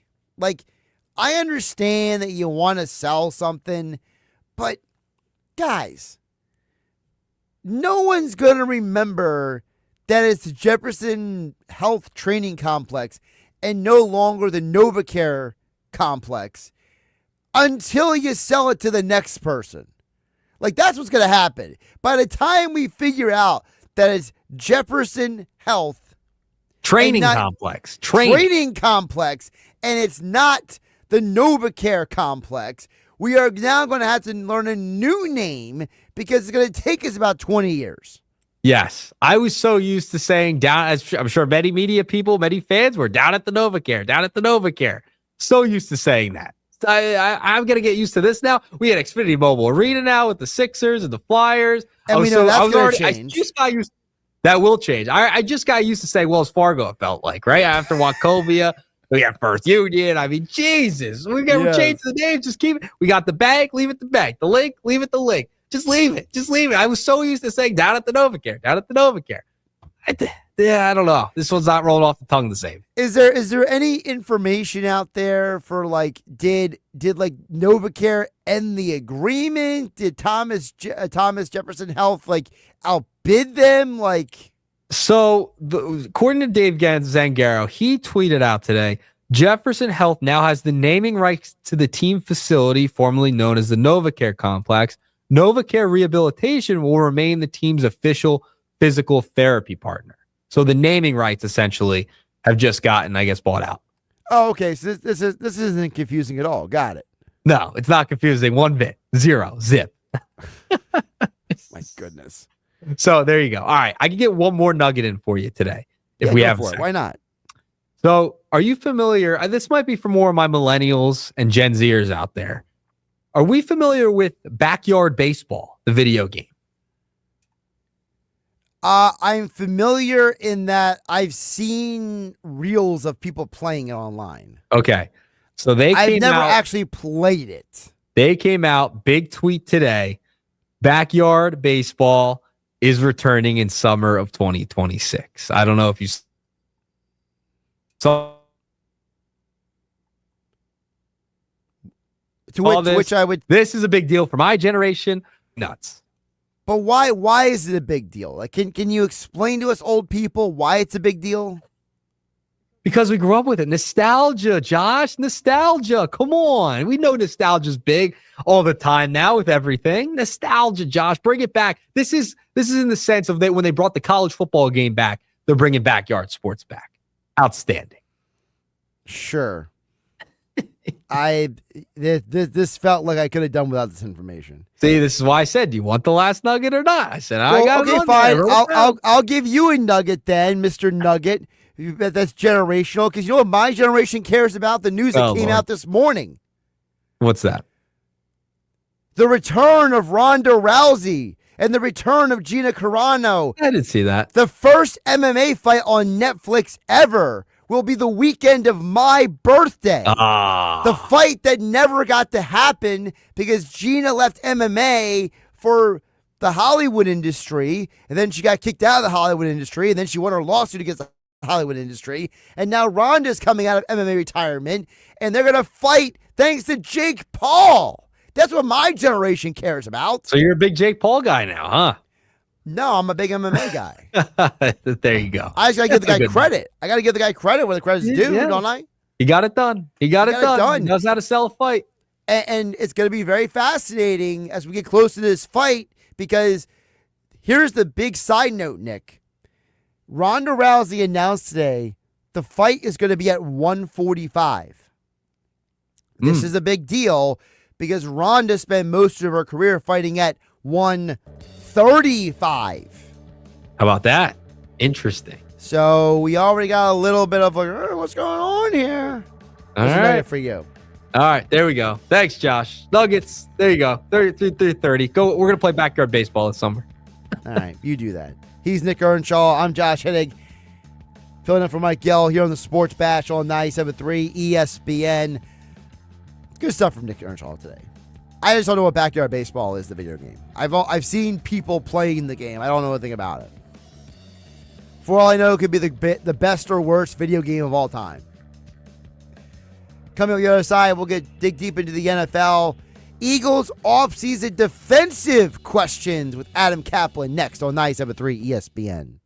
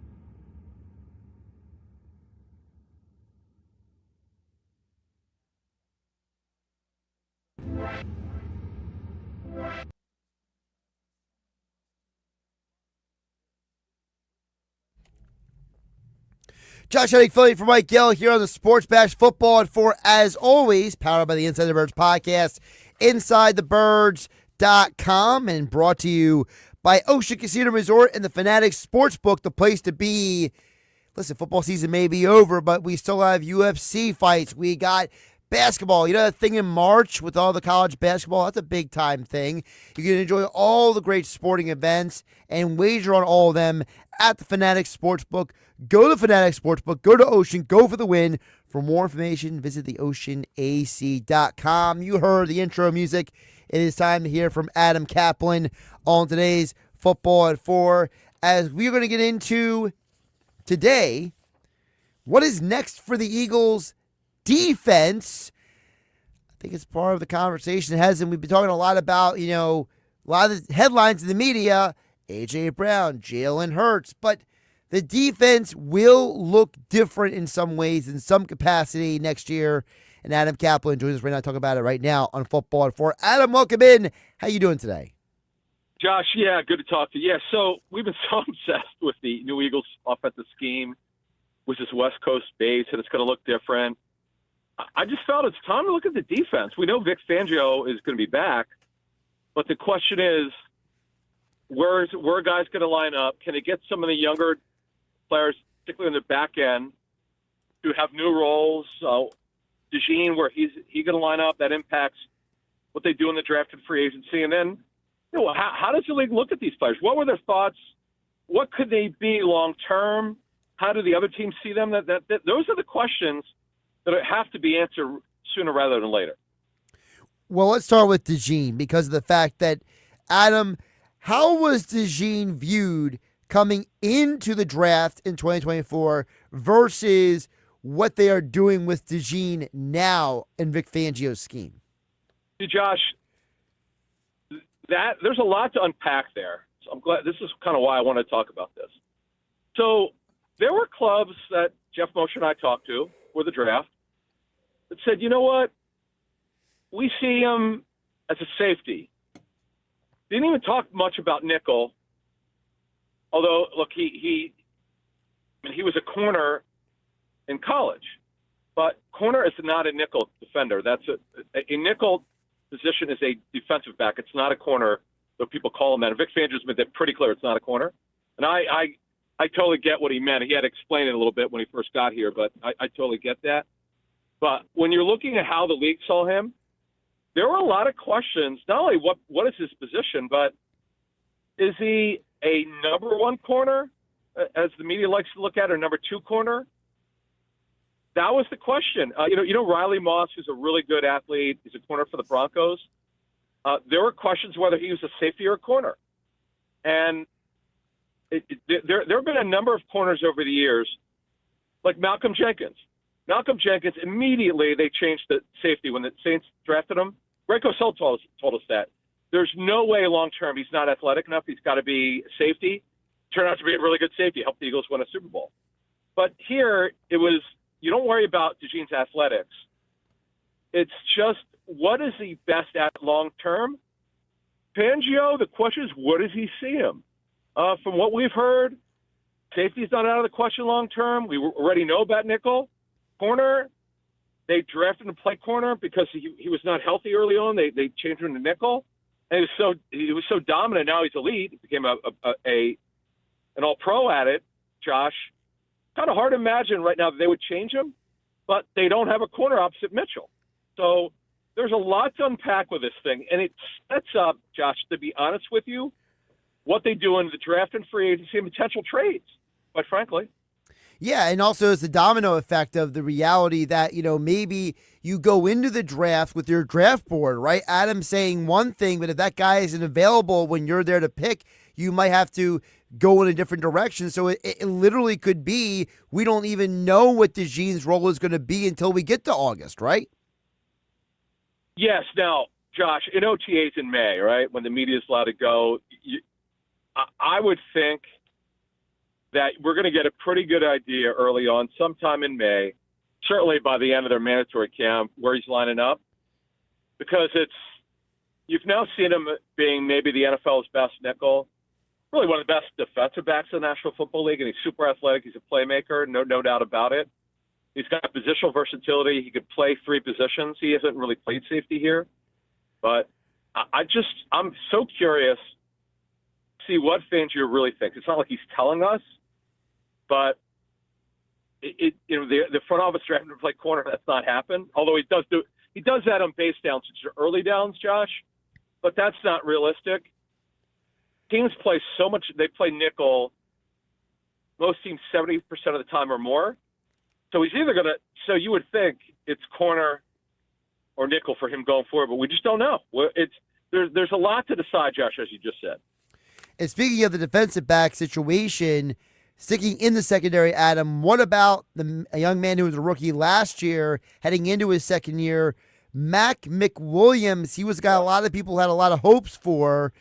How was he viewed in last year's draft versus how he is entering this offseason? So in the draft, clubs loved him as a nickel, potential as a corner, okay, an outside position.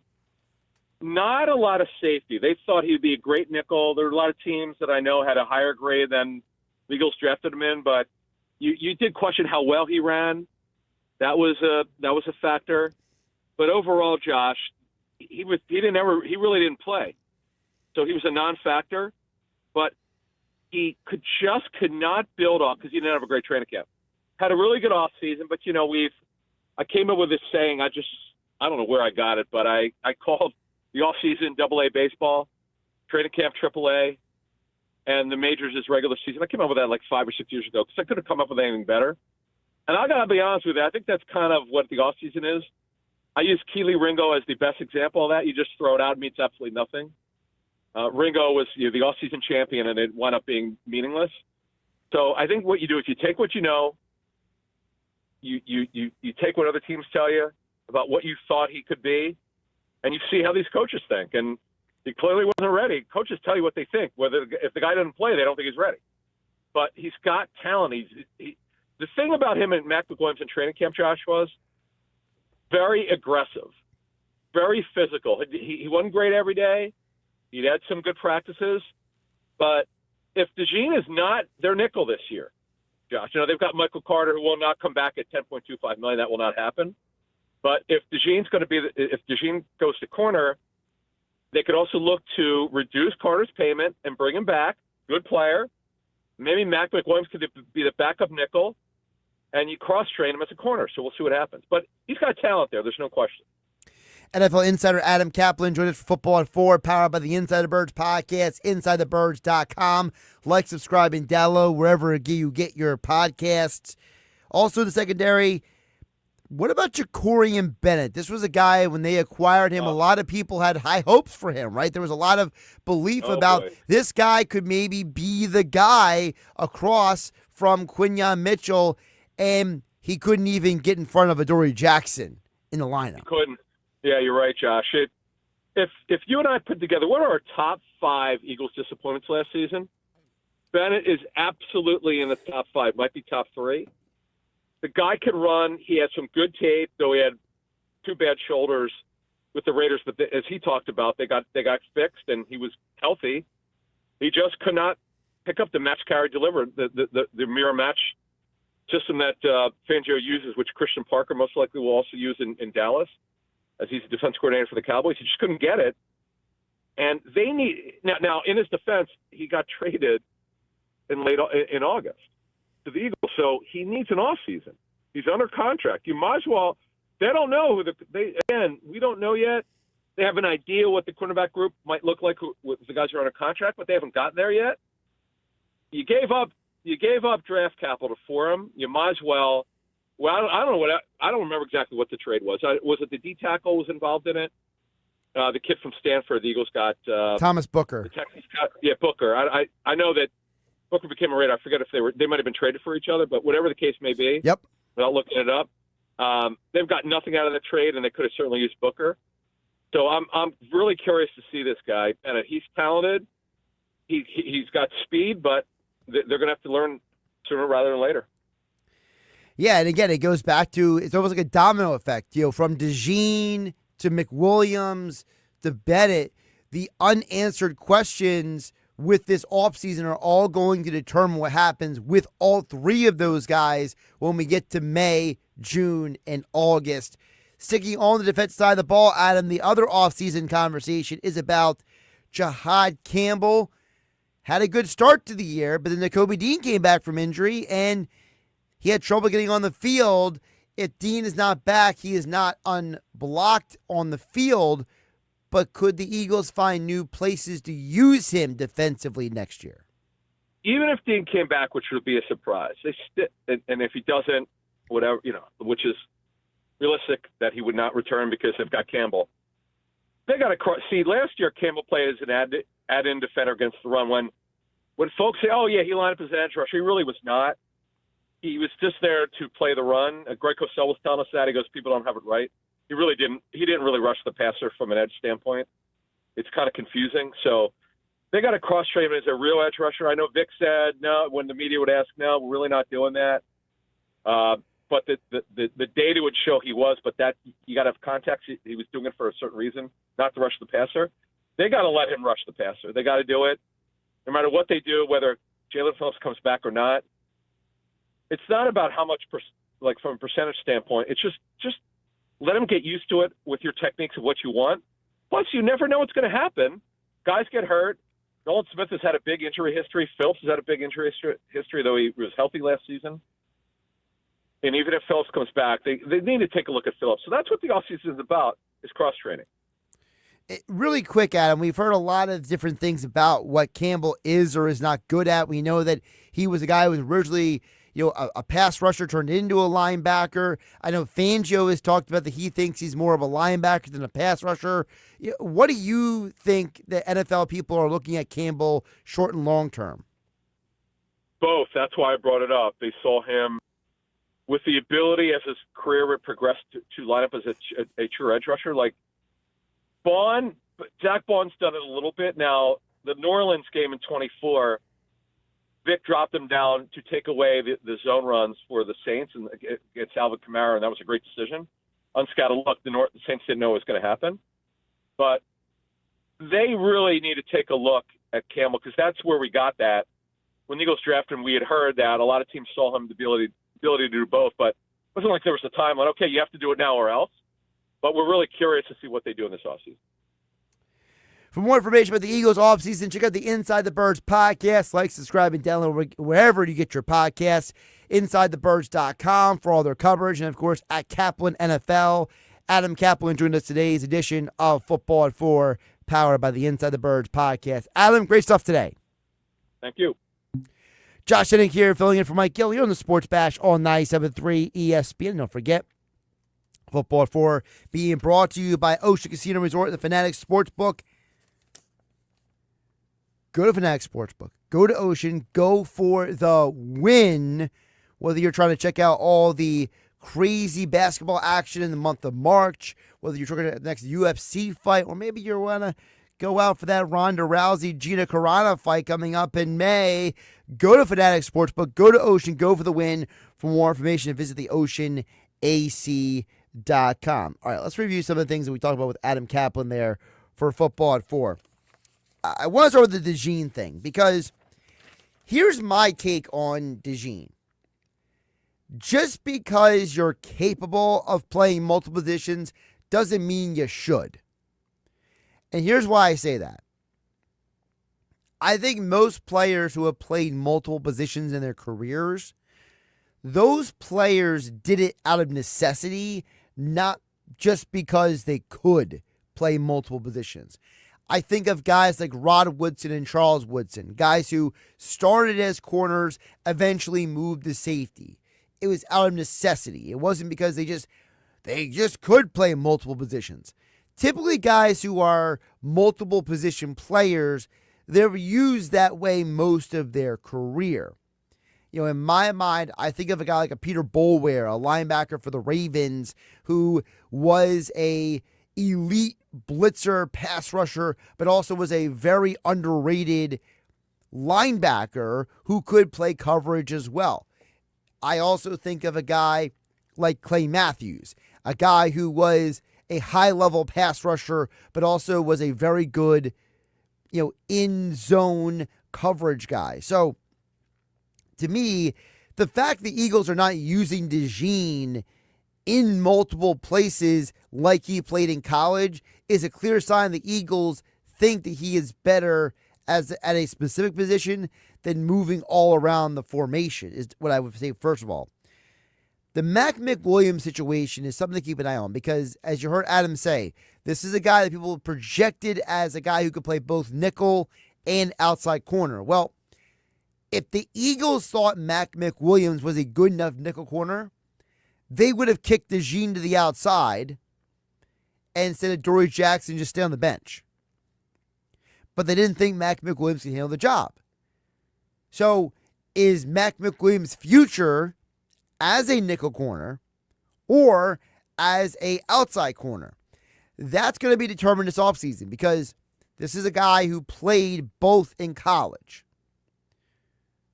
I personally think that his future is probably as an outside corner who can be kicked inside if needed. I don't know if he's a Patrick Robinson type, but I think that I've seen people make that analogy, and we know what Patrick Robinson did for the Eagles at nickel corner to help them win their first Super Bowl. The Jacorian Bennett thing, as Adam brought up, he's 100% right. He is arguably one of the three biggest disappointments of the Eagles season. This is a guy that a lot of us thought, based on what we saw from him in college, what we saw from him with the Raiders, that he was just going to come in and boom, that's your number 2 corner, and he couldn't get on the field. Now, part of it was injuries, but part of it was he just wasn't better than Adoree Jackson. And that was a huge problem. Because if you're not better than Adoree Jackson, then yikes. We got some problems. We got some serious problems with this team if you're not better than Adoree Jackson of all people. So I tend to look at this as for as much as I like Bennett's skill set and as much as I like Mac McWilliams' potential, you got to go in this offseason looking for a legitimate outside corner across from Quinyon Mitchell, for a legitimate depth corner, because I can't depend on Mac McWilliams to develop or Jacorian Bennett to stay healthy and develop long term. I just can't do it. I don't know how this team is going to be able to honestly look at those two guys and say, yeah, we're good, we're fine. Because when you look at the free agent class for just the cornerback position, right? If you just focus on corner, it's not like the Eagles are going to have like a ton of great options. So really quick, for those who don't know, the free agent cornerback class is Trevon Diggs, who's still, not even a full year removed from a major injury. Jamel Dean is a guy who people have talked about in the past as a target for Philadelphia, but he might be more valuable to Tampa than he is to Philadelphia. Jonathan Jones is way past his prime. Amik Robertson is a guy who is has a history of injuries, along with Eric Stokes, two corners who are not even 30 years old, but they're like Jacorian Bennett. They have a history of injuries. So if you're to sign those guys, are they really that much of a better option than Bennett? And then there's a couple other names that are interesting because of their pedigree, but you have to wonder, are they actually any good at this point? Greg Newsome is a guy who was considered a top-flight prospect, hasn't really panned out in his 5 years in the NFL. Tre'Davious White was a huge-time prospect, but injuries have derailed part of his career, and now he's 31 years old. Benjamin St. Juste, the guy who had a lot of potential coming out of college, hasn't lived up to it. 5 years in the NFL.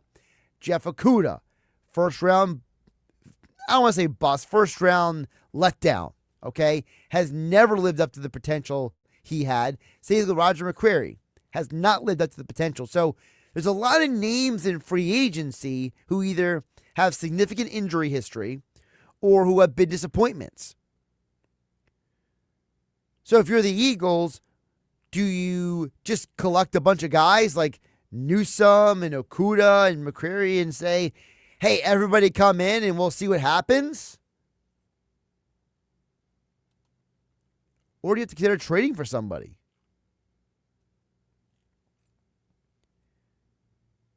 I don't think it's a clear-cut answer. I think that if you're Philadelphia, you're either going to zero in on a guy in the draft, or you're going to have to go out and bring in maybe 2-3 guys to compete with Bennett for that outside corner spot.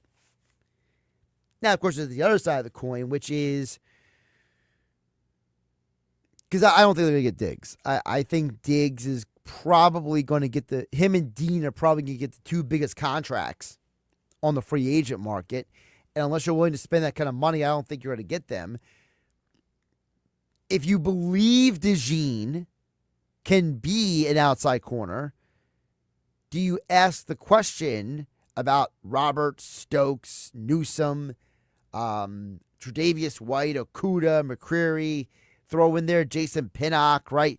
Do you ask, can these guys play nickel? Or do you just bring in every corner you can find and tell DeJean you're going to be a safety now? And then I got to audition guys for two different corner positions, outside corner and nickel corner.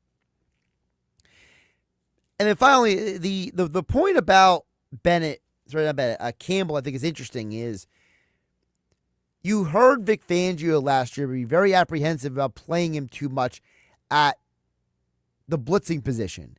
The Eagles needed more pass rush last year. You could have argued they could have used Campbell, but Fangio was very reticent to use him in that role. So now you wonder, does Fangio just not believe he can do the job? Or is there something about Campbell's development that is holding him back at that position? And those are just some of the defensive questions this offseason for the Philadelphia Eagles. And thanks to Adam Caplan for joining us. Football at 4, powered by the Inside the Birds podcast. Josh Hennig hanging out with you. 97.3 ESPN FM, the 97.3 ESPN mobile app, powered by First Bank of Seattle City. Still to come, we got Kevin Kinkead from Crossing Broad will join us coming up on the other side because, you know, Philadelphia sports have had a lot of drama over the years. And I thought we were done with the drama when Bryce Harper said on Sunday what he said, and it seemed like he was done. And then 2 days later, here comes the podcast. The Player Podcast strikes again, and we'll talk about it.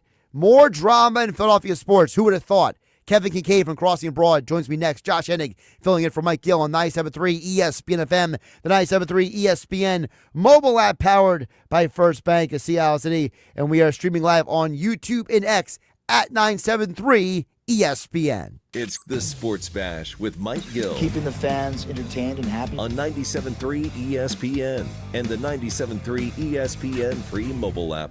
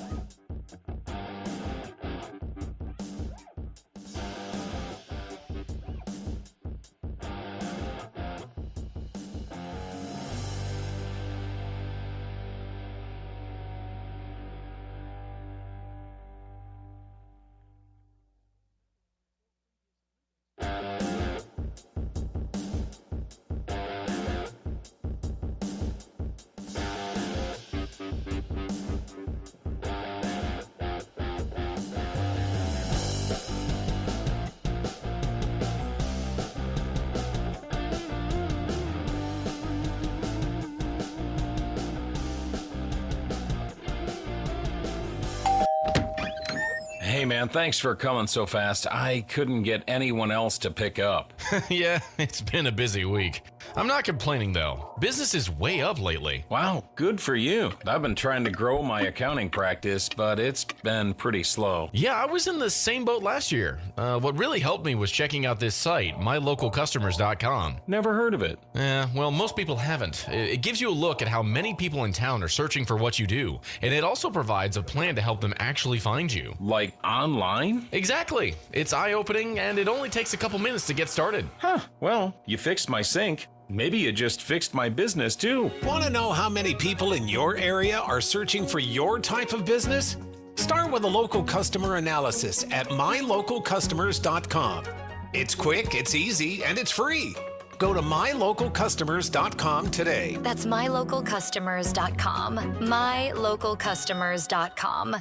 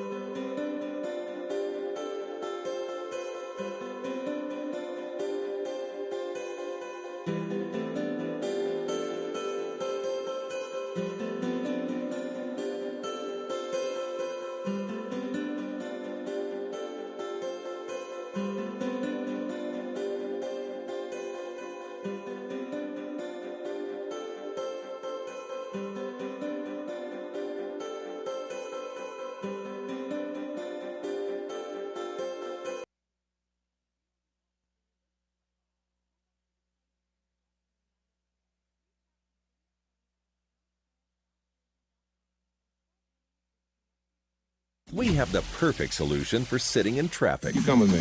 The Sports Bash with Mike Gill on 97.3 ESPN and the 97.3 ESPN free mobile app. Josh Hennig filling in for Mike Gill on the Sports Bash on 97.3 ESPN. We'll check back into the Whitehorse RV text board in just a bit at 609-403-0973. We're also streaming live on YouTube, and I see some comments coming in on the YouTube stream at 973 ESPN as well. But as promised, right now we want to get to the continued drama.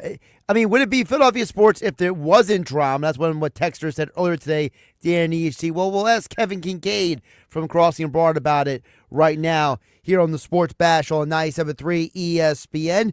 Kevin, welcome back in. How you doing today? Good, Josh. What's going on with you, brother? Oh, it's another day in paradise with, people continuing to talk when they say they don't need to talk. And I got to ask you, because I know you guys cover this stuff at Crossing Abroad. Does it just feel like there's more drama in Philadelphia sports lately? Or are we just more, hyper aware of it because of social media? I think it's a little bit of both, man. Is that a cop-out answer?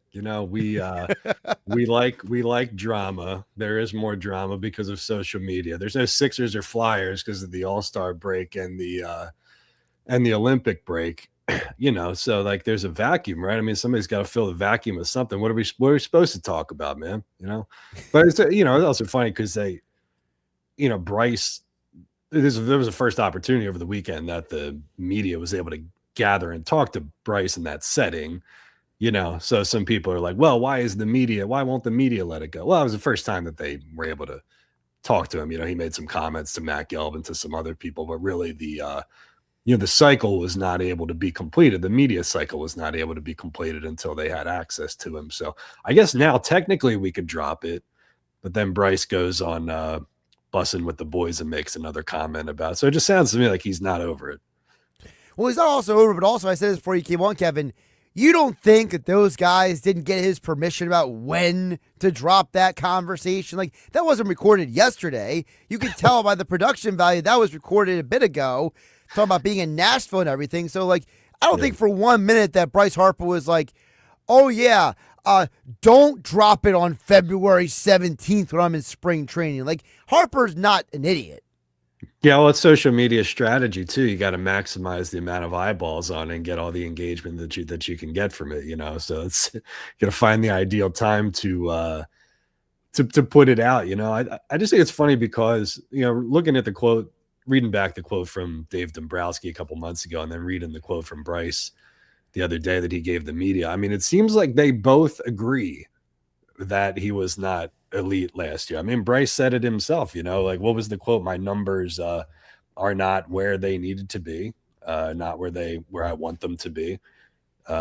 He said, quote, I know that I don't need to be motivated to be great in my career or anything else. So I think we have two guys who agree with each other here. It was just the thing, Josh, is that Bryce is just saying that he didn't want it aired out there. It was a trust issue, was really all it is. And he said, straight up that when I came into the organization, my understanding was that we keep things in house and we don't go to the media with that kind of stuff.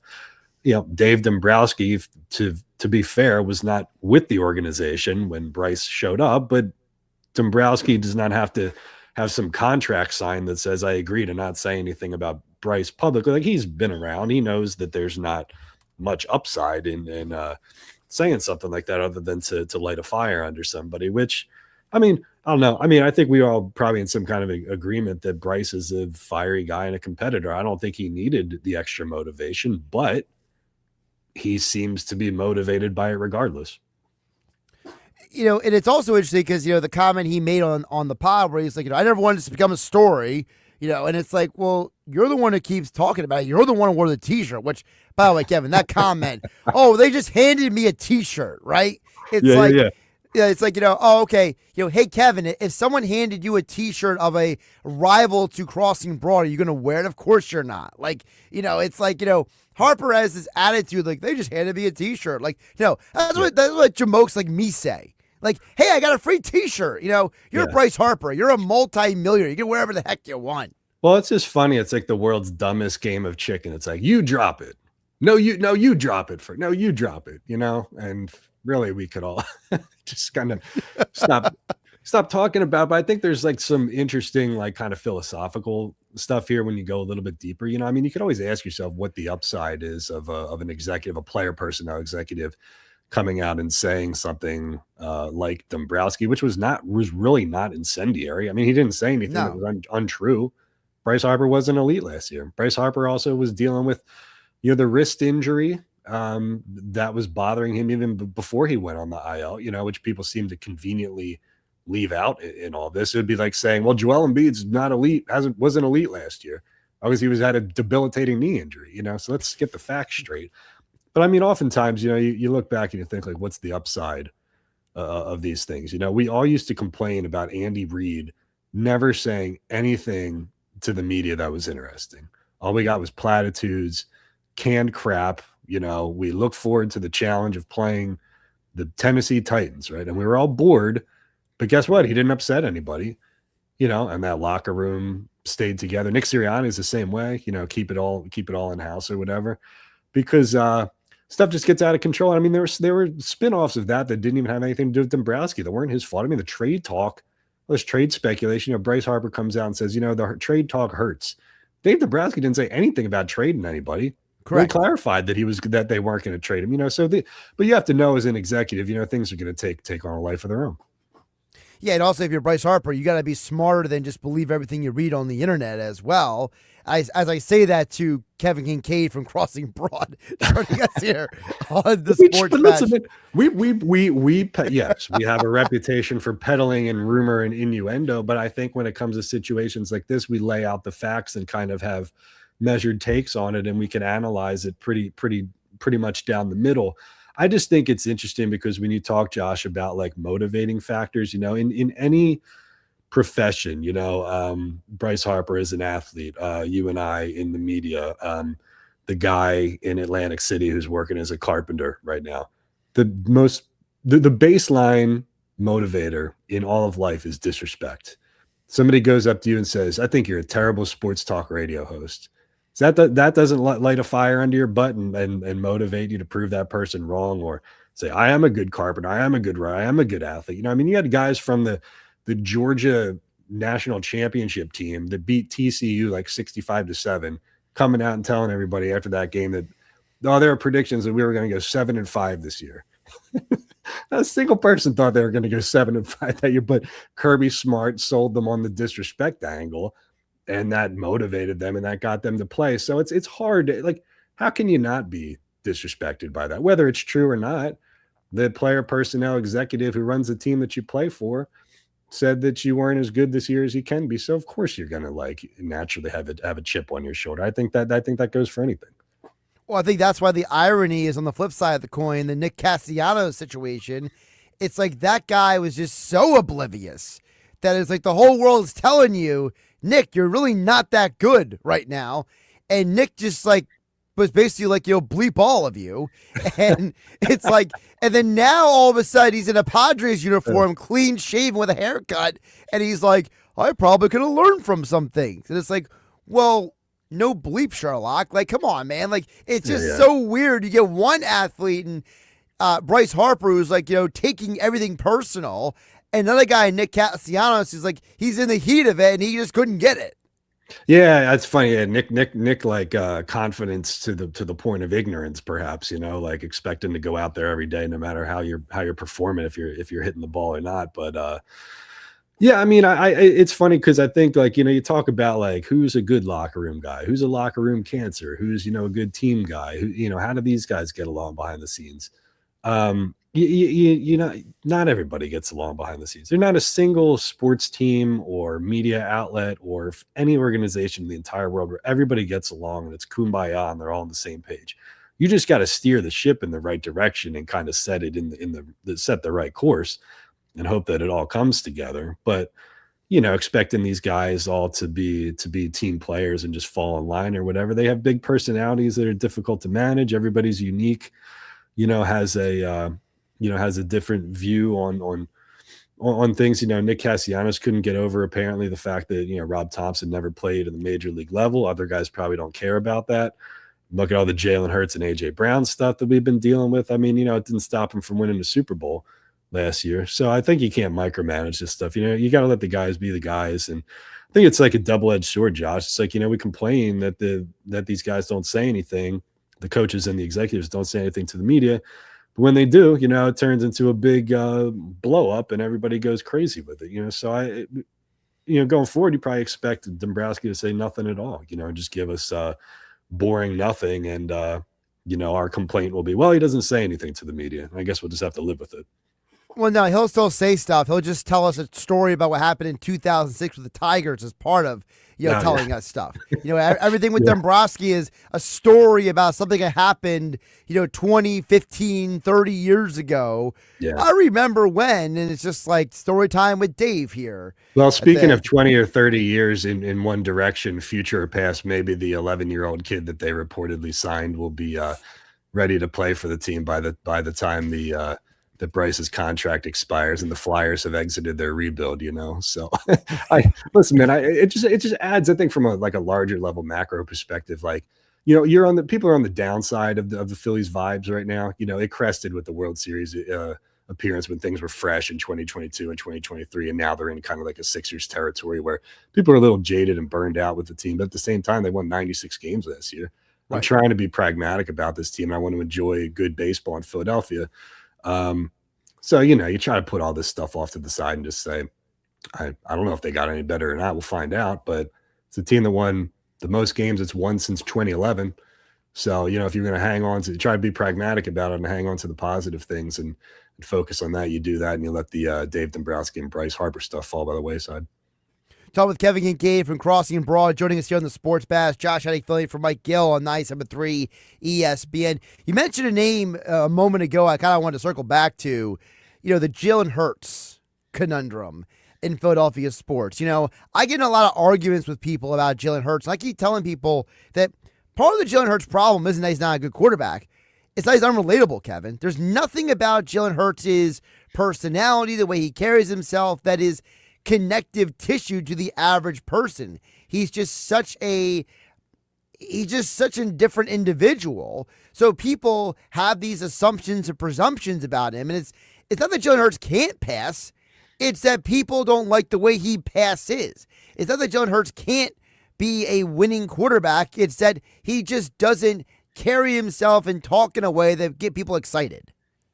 Yeah, he's an interesting case, man. He always has been because he comes from the Nick Saban school of the media is rat poison. And, Right. Initially, I think in a lot of his press conferences when he was drafted, he came off, maybe as standoffish, which I can play well to the portion of fans who don't really like the media anyway and don't think that we have anything to offer. But I think to your point is more of like, getting to see this guy's personality, like the marketing side of it, connecting him to fans. I think that was a little lacking initially, but guess what? Winning cures all.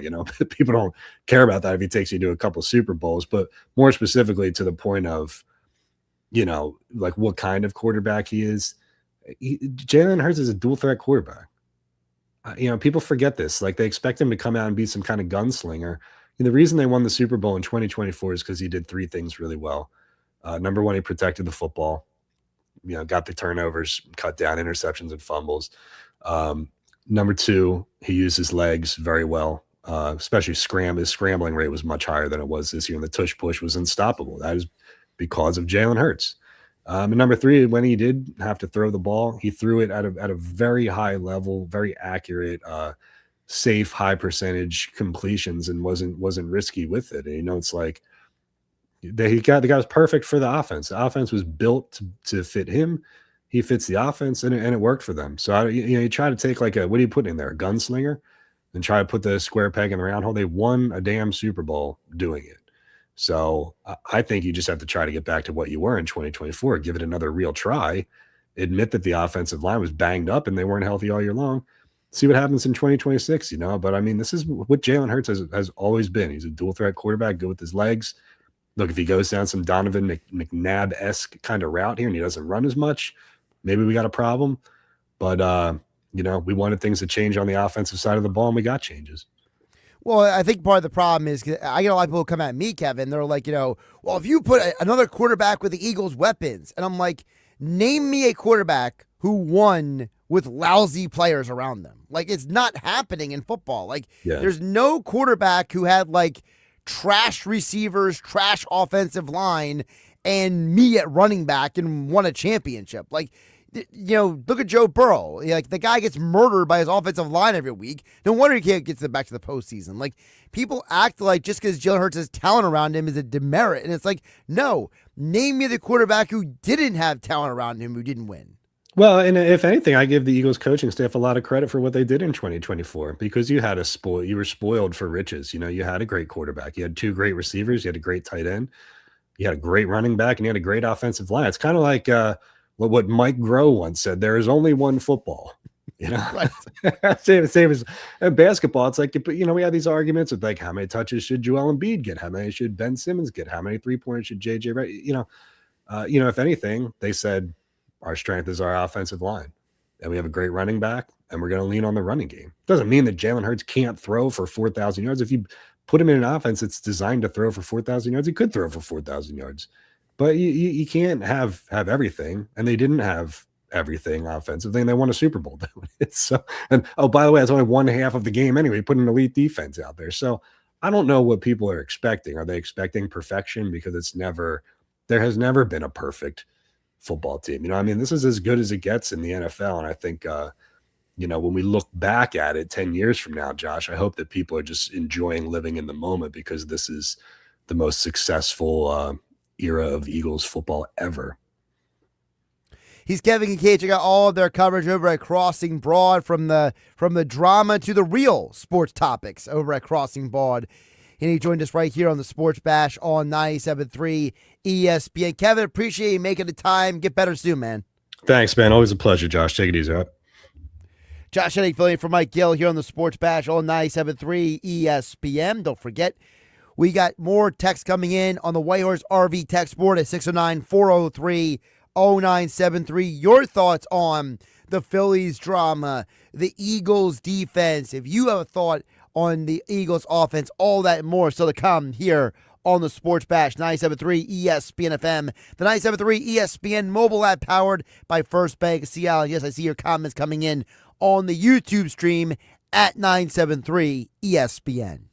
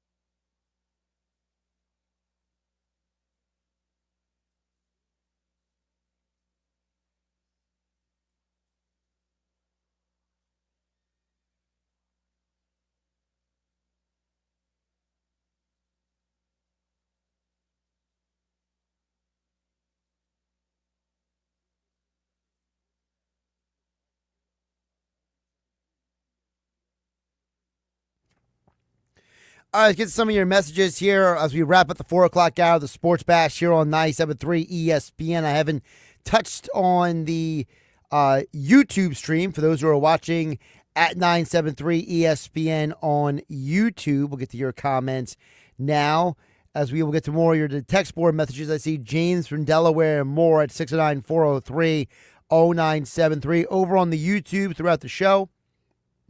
A couple of different comments will come in. Angie chimed in on the YouTube stream, says, is the All-Star Game viewership numbers global or U.S.? Do we have that breakdown? Angie, it is global. And that's part of the rub that people are having about some of these analytics out there in terms of the Super Bowl, in terms of the NFL, in terms of the NBA, is that there's a lot of people who are critical who are saying the numbers are inflated because you're including people from around the world. And, there are people who, the NBA, for example, Victor Wembanyama, Luka Doncic, Nikola Jokic. There are guys who are from other countries who have huge fan bases who are tuning into the game. It's one of the parts of the reasons why these leagues are bringing these players in, because they're trying to increase their viewership numbers. You look at a sport like baseball. You bring over guys like Hideo Nomo, Shohei Ohtani, Ichiro Suzuki, Masahiro Tanaka. I'm forgetting Hideki Matsui. Well, you're getting a whole group of people who never watched Major League Baseball before, who didn't care. Now they're watching because the guy from their country is playing. The NBA does the same thing, and it does help their viewership numbers. It does amplify those numbers. And the problem is that those leagues don't want the breakdown to come out, Angie, because the breakdown makes people question, well, do you really have people in the country that is the origin of the sport even care? All right, more text coming up on the other side. Josh Hennig hanging out with you, filling in for Mike Gill on the Sports Bash on 97.3 ESPN.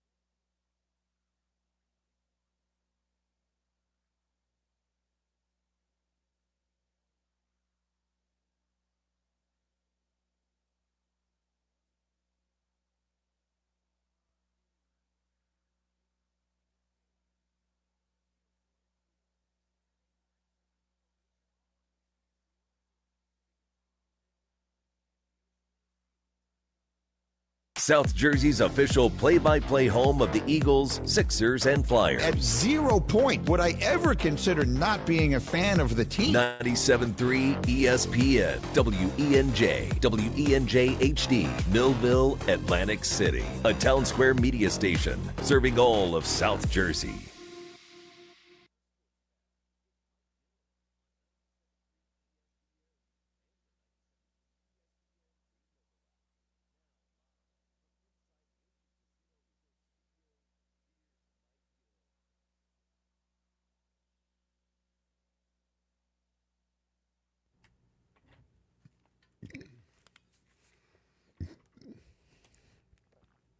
Five o'clock hour of the Sports Bash. Josh Hennig driving you. Well, some of you are driving home. Some of you are probably driving to work. Some of you are commuting your kids around. It is that time of year still. I think the next time the kids get off is what, Easter weekend? Black Friday is like the last hurrah for the next 2 months. Get those kids back in school. Let the parents get back to work. Josh Hennig filling in for Mike Gill. 97.3 ESPN. We got plenty of texts still to get to. Keep them coming in. 609-403-0973. The Whitehorse RV text board. Whitehorse RV Center in Williamstown and Galloway. Your RV adventure starts here at Whitehorse RV. You know, for that next vacation or family getaway, you might want an RV. If you're going to get one, it's Whitehorse RV. Locations in Williamstown and Galloway. We also got messages that come in on the 97.3 ESPN YouTube channel. For those who are watching on the YouTube stream, thank you for tuning in.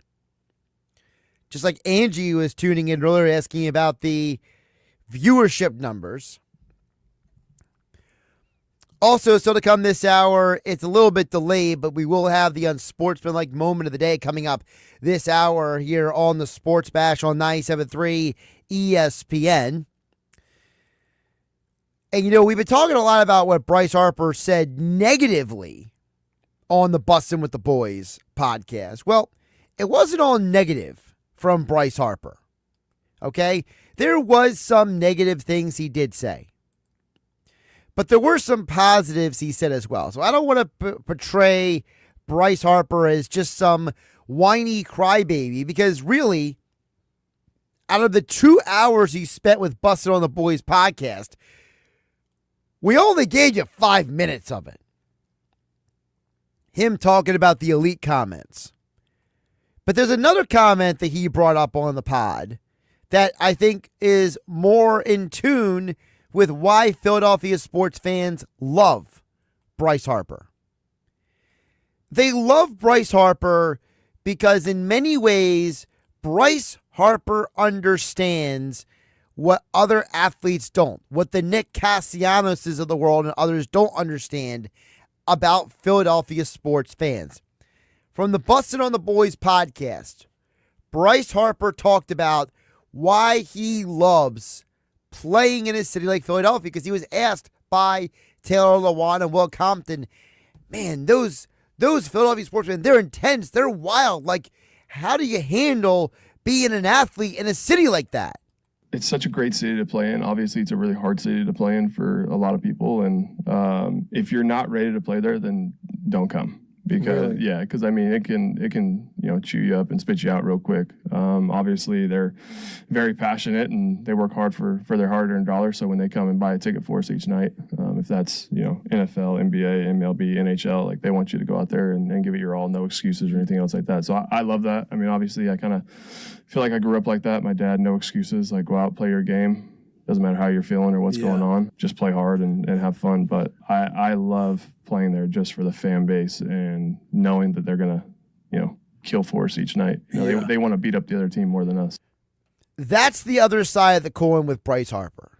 And I didn't want to go the full 4 hours of the Sports Bash without bringing that to all of you here on 97.3 ESPN. Josh Hennig filling in for Mike Gill on a Tuesday afternoon. The understanding that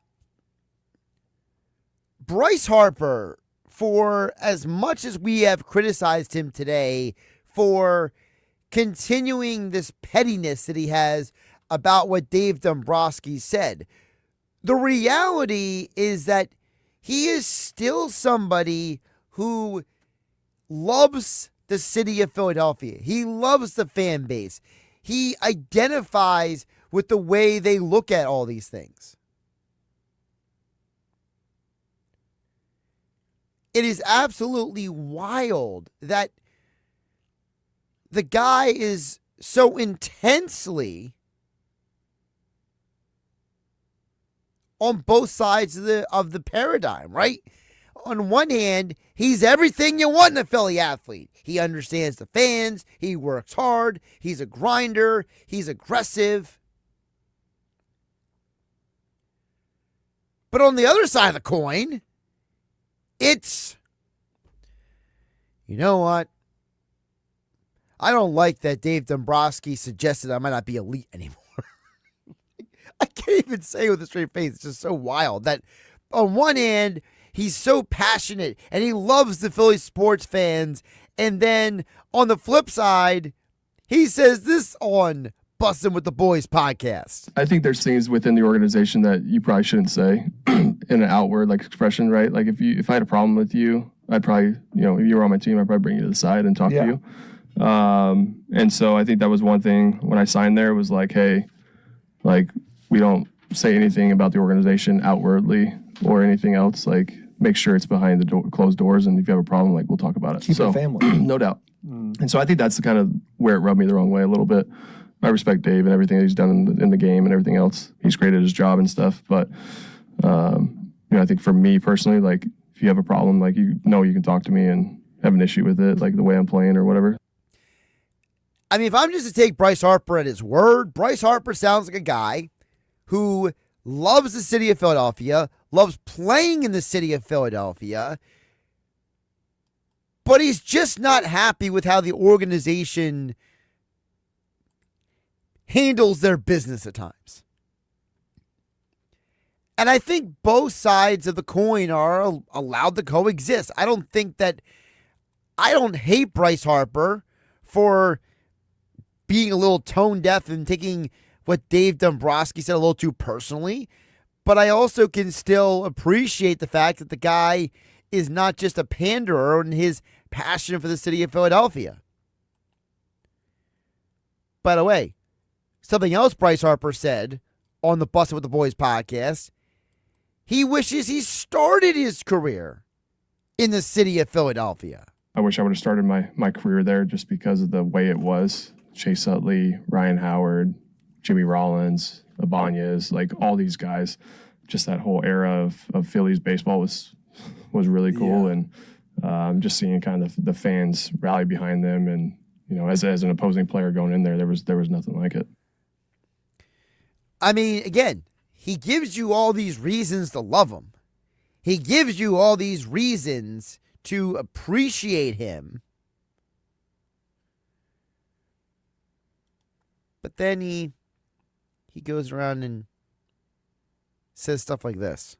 Again, like if he had something like that to say, like obviously I'd want him to say it to me. I assume he has your phone number? Yeah. Okay. Yeah. So that'd probably be a good way to go about it. I think the tough part is like it's just a story that doesn't need to be out there. So like when we get to spring training, it's gonna be a story. Like people are gonna talk to me about it. People are gonna ask me about it. It's just like it doesn't need to be a story. Like you don't want stories like that in spring. Like you don't want that to be right when you get there. Like, hey, what do you think? Like great. This is what I have to answer. Besides, everyone's got their opinion. Onward. Yeah, exactly. And I think that's where I kind of am starting to settle with Harper, which is two things can simultaneously be right. He can be, very unnecessarily emotional or reactionary and taking what Dave Dombrowski said all wrong. But at the same time, he can be our guy who is taking it the wrong way. He can be the guy who says, I love Philadelphia. I love the fans. I always want to be here the rest of my life. And Dave Dombrowski, I don't like you.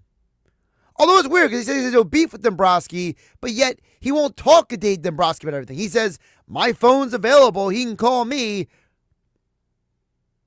But if you have no beef, then why don't you call Dombrowski? Why don't you be the bigger man, Bryce Harper? again, it's such a strange two sides of the coin when it comes to Harper. And again, I don't want to spend an entire 4 hours here on 97.3 ESPN here on the Sports Bash. Josh Hennig filling in for Mike Gill. We'll get to the White Horse RV text board in just a bit at 609-403-0973, as well as your messages on the YouTube channel. I don't want to neglect that. I don't want to make it like Harper is all bad. He's all anything. I just think that I can be frustrated with some of the stuff that he says and still appreciate and love the guy and say that, hey, he is part of the reason why people actually care about the Phillies.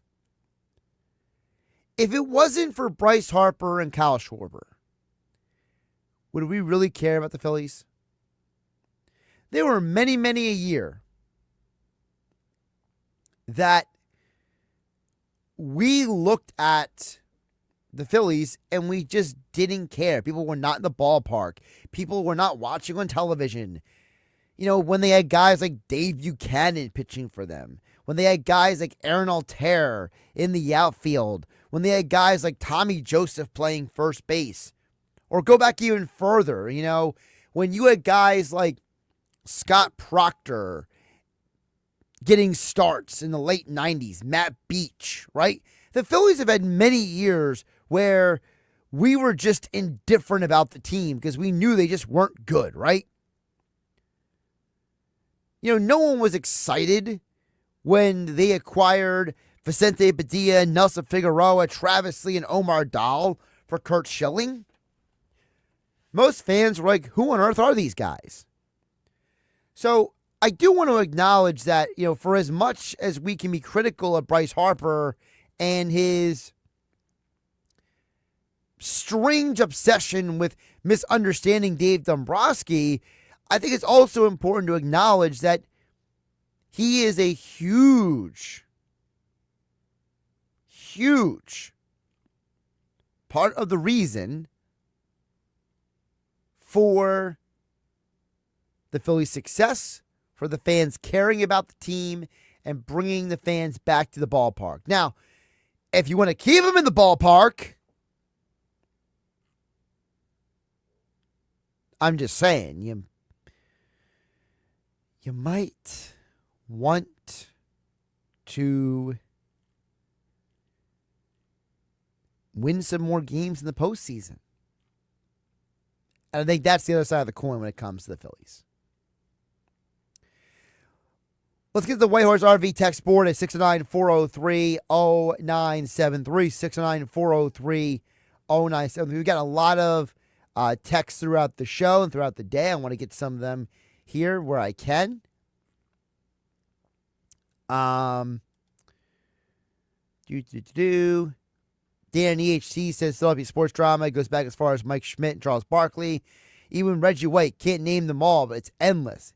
Yeah, you know, you can throw in there J.D. Drew, Eric Lindros, the whole Jeff Carter, Mike Richards fiasco with the Flyers years ago. Oh, boy. I mean, there's just so many. You're right. It does feel like there is a long history of drama when it comes to these guys. James in Delaware chimes in at 69403-0973. Maybe Bryce Harper can borrow that book from A.J. Brown. James goes on to say, to me, it sounds like he's still sad about Washington winning a ring without him and Juan Soto getting more money. That's from James in Delaware. Well, I do think that Soto getting more money has ruffled a lot of guys' feathers. I don't think it's just Harper. I think there's a lot of guys around the league who look at what Juan Soto got from the Mets and said, I can't believe the Mets gave him that contract. Not because Juan Soto is a bad player or he didn't deserve to get paid, but because I think there's a lot of people who look at Juan Soto and again, around baseball and say, this is a guy who literally hit .313 5 years ago. I don't think Juan Soto's hit better than .288 in the last 5 years. And by the way, Juan Soto has 3 straight years of over, 120 strikeouts? Now, he walks a lot, too. The problem is that players like Bryce Harper and others are saying, why does that guy get all that money? Which is basically almost double what Harper's getting paid. And then guys like Harper, like, what am I, chopped liver?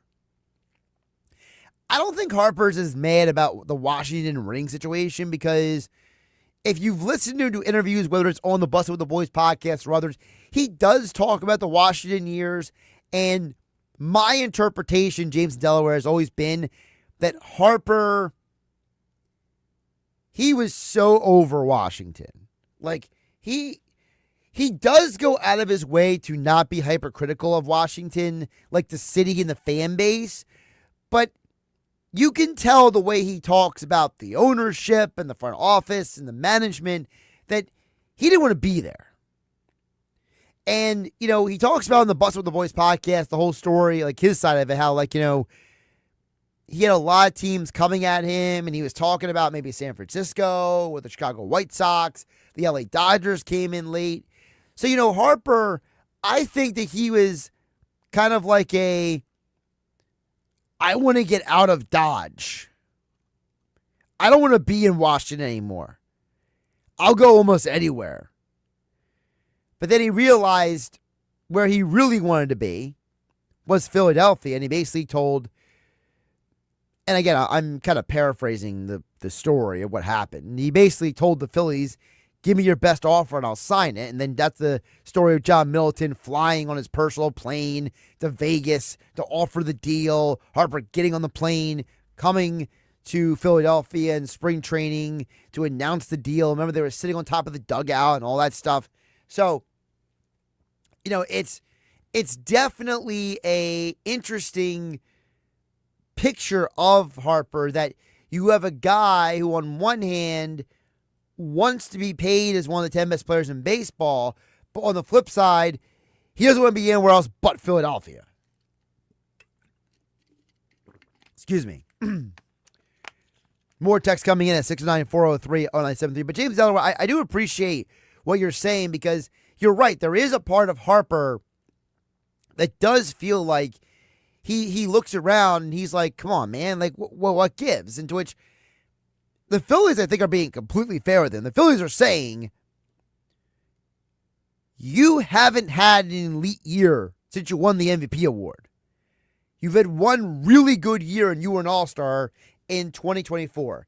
Aside from that, you've had wrist injuries, hamstring injuries. You had the Tommy John surgery on your elbow. You are not the bona fide stud that you used to be. We need to see you actually perform before we give you any more money. So Harper can look to Juan Soto and all these guys all they want, but the reality is that those guys, look, those guys did a very good negotiating job. Juan Soto was able to leverage his age and his potential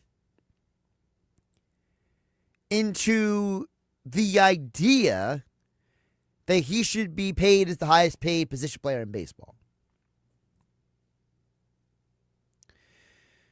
Over on the YouTube channel, we actually, it was funny, we actually talked about Nick Earnshaw brought up Backyard Baseball. Jeff chimed in on the YouTube channel. He says Backyard Baseball came out in 97 on Microsoft. That's what I remember. Nick probably knows the game when it first came out on PlayStation. Well, you got to remember, Jeff, a lot of people are taking like old games and they're like they're remarketing and rebranding it. You heard Nick Earnshaw mention the idea that it's like NCAA football being revived, Backyard Baseball being revived. It was on PC as well. I see that part I am semi-familiar with. And that's what I was telling Nick. Like, look, I'm familiar with it,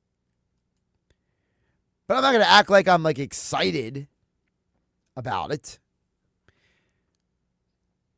As I told Nick, I felt like I was disappointed that he didn't bring up the Ronda Rousey Gina Carano news. But then again, that's a it definitely is an age gap thing because, for a sports fan like Nick Earnshaw, Nick being the age he is, he didn't grow up seeing the rise of mixed martial arts and the evolution of combat sports. And for someone like him, he only knows what the UFC is today. He doesn't know all the nuance and the stories and the characters and all the wildness that we went through from the late 90s to about, I want to say like, COVID in 2020. That was kind of like what brought everything to like a stuttering, not stuttering, like an intense halt.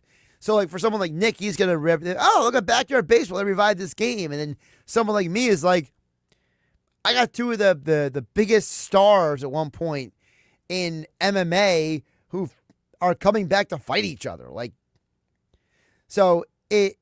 I always enjoy these conversations I have with Nick Earnshaw, Jeff, and I appreciate you chiming me in on the YouTube channel because Nick does give you another side, another perspective, another angle on these conversations. And that angle is you look around sports and you realize there's a whole group of people who they just didn't grow up with certain things. They did not experience certain things. And I think that, that's part of what makes these conversations fun is that we all come to the sports table from different corners of the sports universe. All right, so the coming on Sports Link moment of the day, as well as more of your thoughts and comments on the Whitehorse RV text board at 609-403-0973. Don't forget, we are streaming live on YouTube at 973 ESPN, and you can listen to 973 ESPN wherever you go with the 973 ESPN mobile app. It's free, thanks to First Bank of Seattle City. Josh Hennig filling in for Mike Gill on a Tuesday edition of the Sports Bash on 973 ESPN.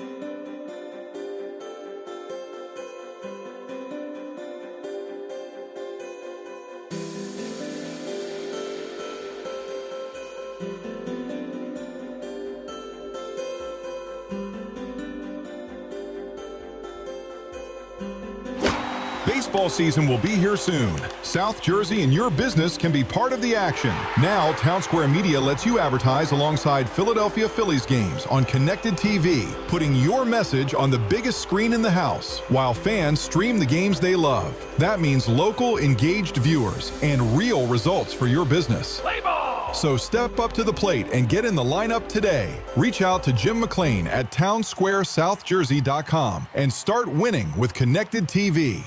We have the perfect solution for sitting in traffic. You come with me. The Sports Bash with Mike Gill on 97.3 ESPN and the 97.3 ESPN free mobile app.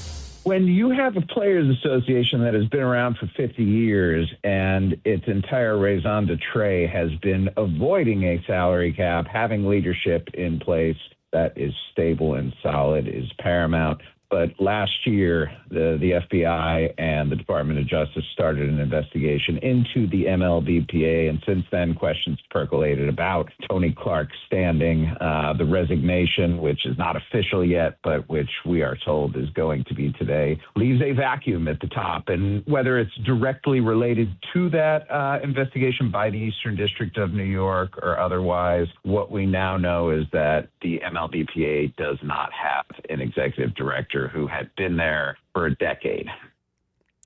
That was ESPN MLB insider Jeff Passan this morning on Unsportsmanlike. One of the big news stories in the sports world at large is the fact that the MLB Players Association's longtime leader, Tony Clark, is not just no longer the man in charge, but he is completely out of the picture. Further reporting has revealed that internal investigations revealed that aside from the FBI investigation, that Clark had an inappropriate relationship with his sister-in-law who had been hired by the union in 2023 at Clark's advice. So the man's got the FBI on his tail. Sounds like he's also got his wife on his tail, the players' union on his tail, and he said, I'm out. And now you have a leadership vacuum in Major League Baseball going into what some might argue is the most important collective bargaining agreement negotiation in the history of baseball. Baseball is at a massive turning point. The owners are looking at the idea of a salary cap. The players are very much against the salary cap. The owners are saying, we cannot keep going on the model that we have because the money, revenue-wise, that used to be there is coming in a different form now. To which the players, at least publicly, are saying, we don't care. It's not our problem. It's your problem. But the reality is that with Tony Clark now having to bail, the players might now get forced into agreeing to something maybe they didn't or wouldn't want to previously. The reality is that the salary cap idea is actually the best thing that can happen to baseball. The problem is I think a lot of the players look around at other sports and say, Yeah, but the salary cap puts a literal cap on those players' earning potential, which they're right. There is nobody in football, basketball, or hockey who could ever get a $600 million contract because it would basically wipe out a team's salary cap space.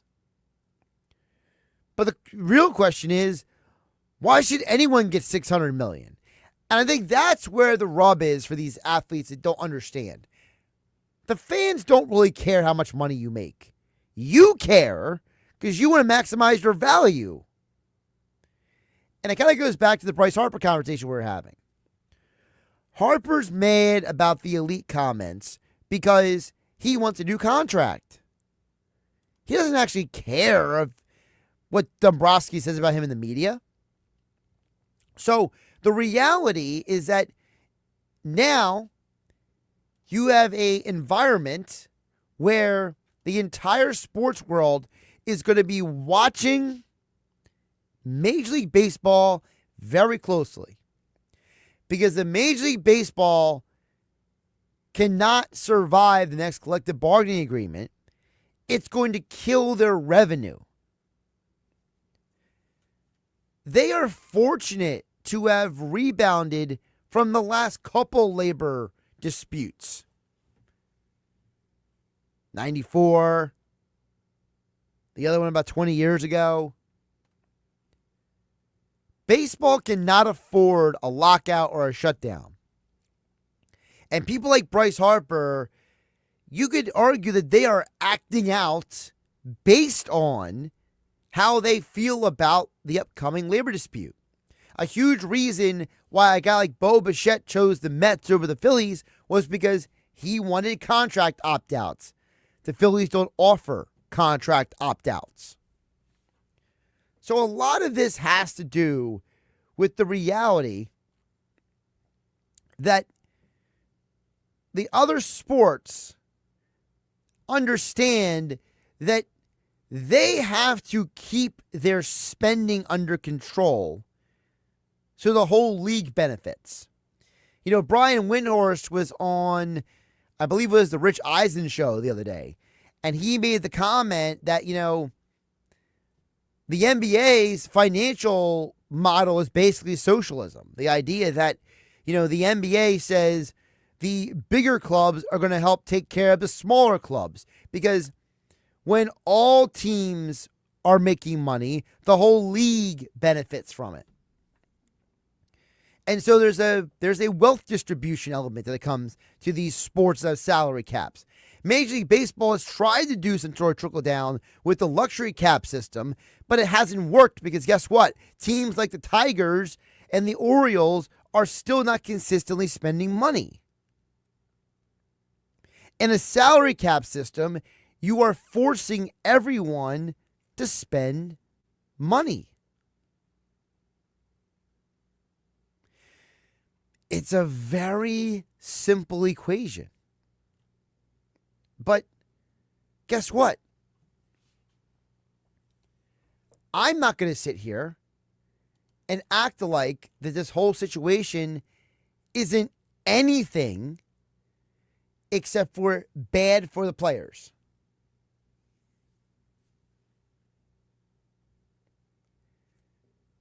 If the players don't have strong leadership, the owners are going to get a salary cap and the players are going to walk away with a bad deal. They'll be forced into a CBA that they don't want. So the whole Tony Clark thing being forced out, and listen, whether it's because he was having an affair with his sister-in-law or because the FBI was breathing down his neck, whatever the reason is, the reality is that it happened. And for people like Bryce Harper, they want a new contract because, remember what happened in the NFL in the 1990s. When the NFL finally went to the salary cap system, there was a rollover effect. People who were already under contract rolled into the new financial model.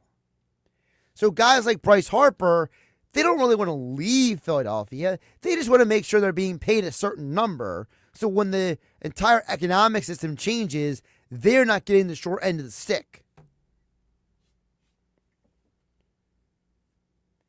And Jason Delaware, I think the part that you're ignoring is that the other sports have given out long-term contracts. It's just those contracts have imploded every time it's happened. I go back to the Ilya Kovalchuk deal. That was, I believe it was a 12-year contract.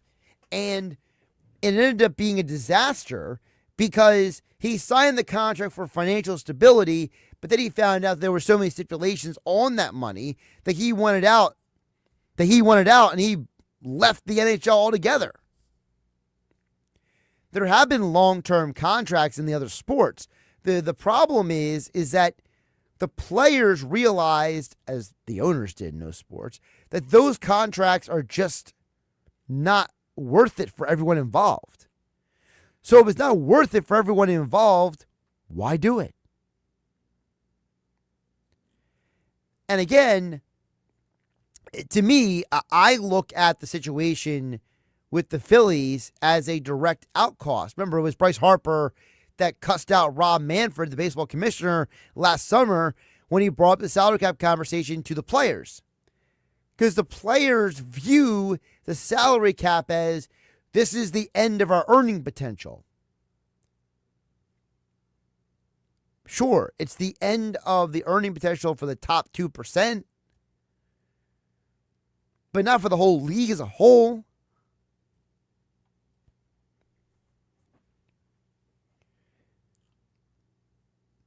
It's on the Sports Like Moment of the Day here on the Sports Bash. Josh Hennig filling in for Mike Gill here on 97.3 ESPN. It's one of the big sports stories nationally of the day, and I just wanted to kind of bring it full circle for you guys here to the local side, because how it impacts a team like the Phillies is John Middleton can no longer spend stupid money.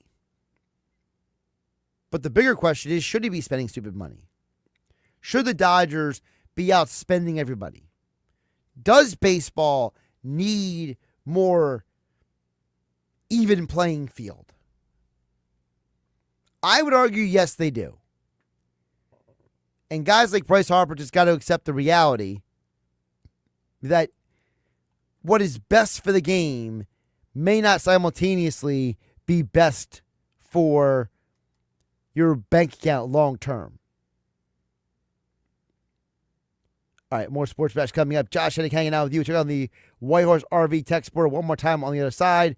609-403-0973. Josh Hennig hanging out with you, filling in for Mike Gill in the Sports Bash here on 97.3 ESPN FM, the 97.3 ESPN mobile app powered by First Bank of Seattle City. And we are streaming live on YouTube and X at 97.3 ESPN. It's the Sports Bash with Mike Gill. And I am the voice of the voiceless. On 97.3 ESPN and the 97.3 ESPN free mobile app.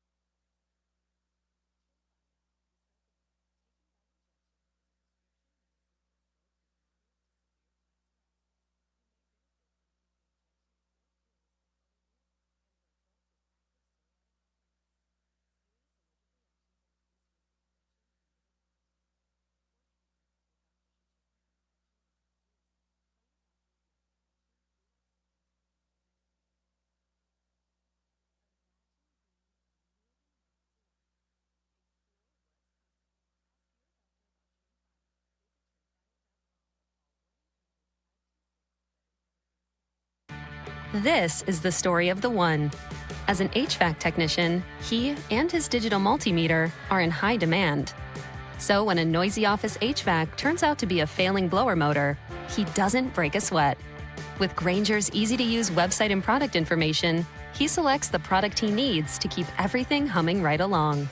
Call 1-800-GRAINGER, click Grainger.com, or just stop by. Grainger, for the ones who get it done.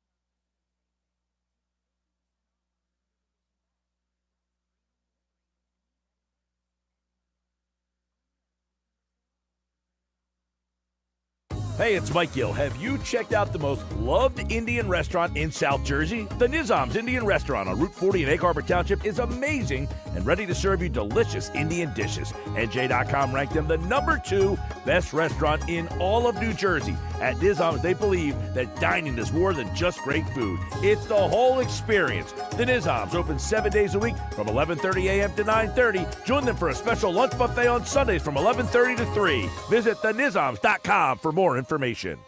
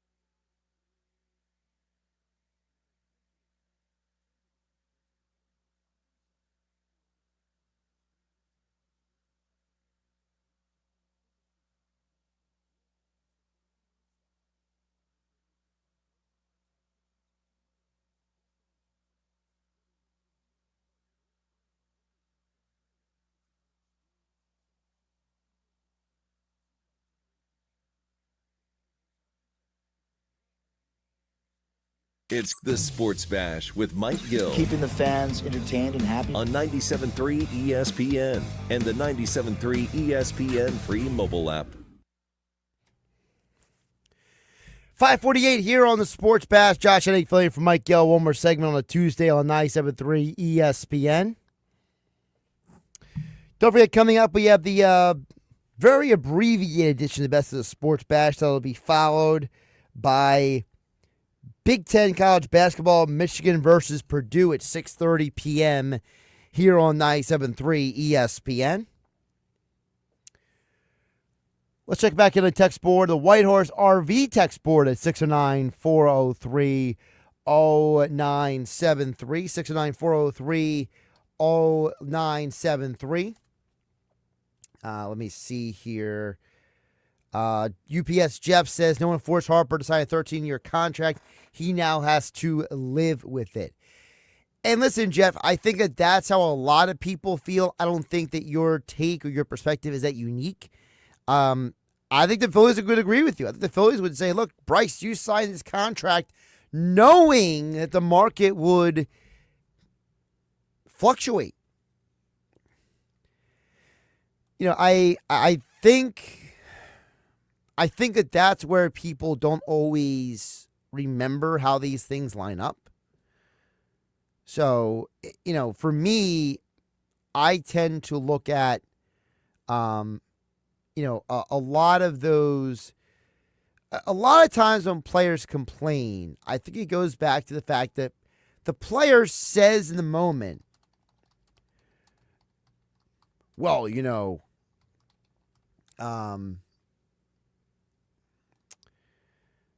trying to think how to say it.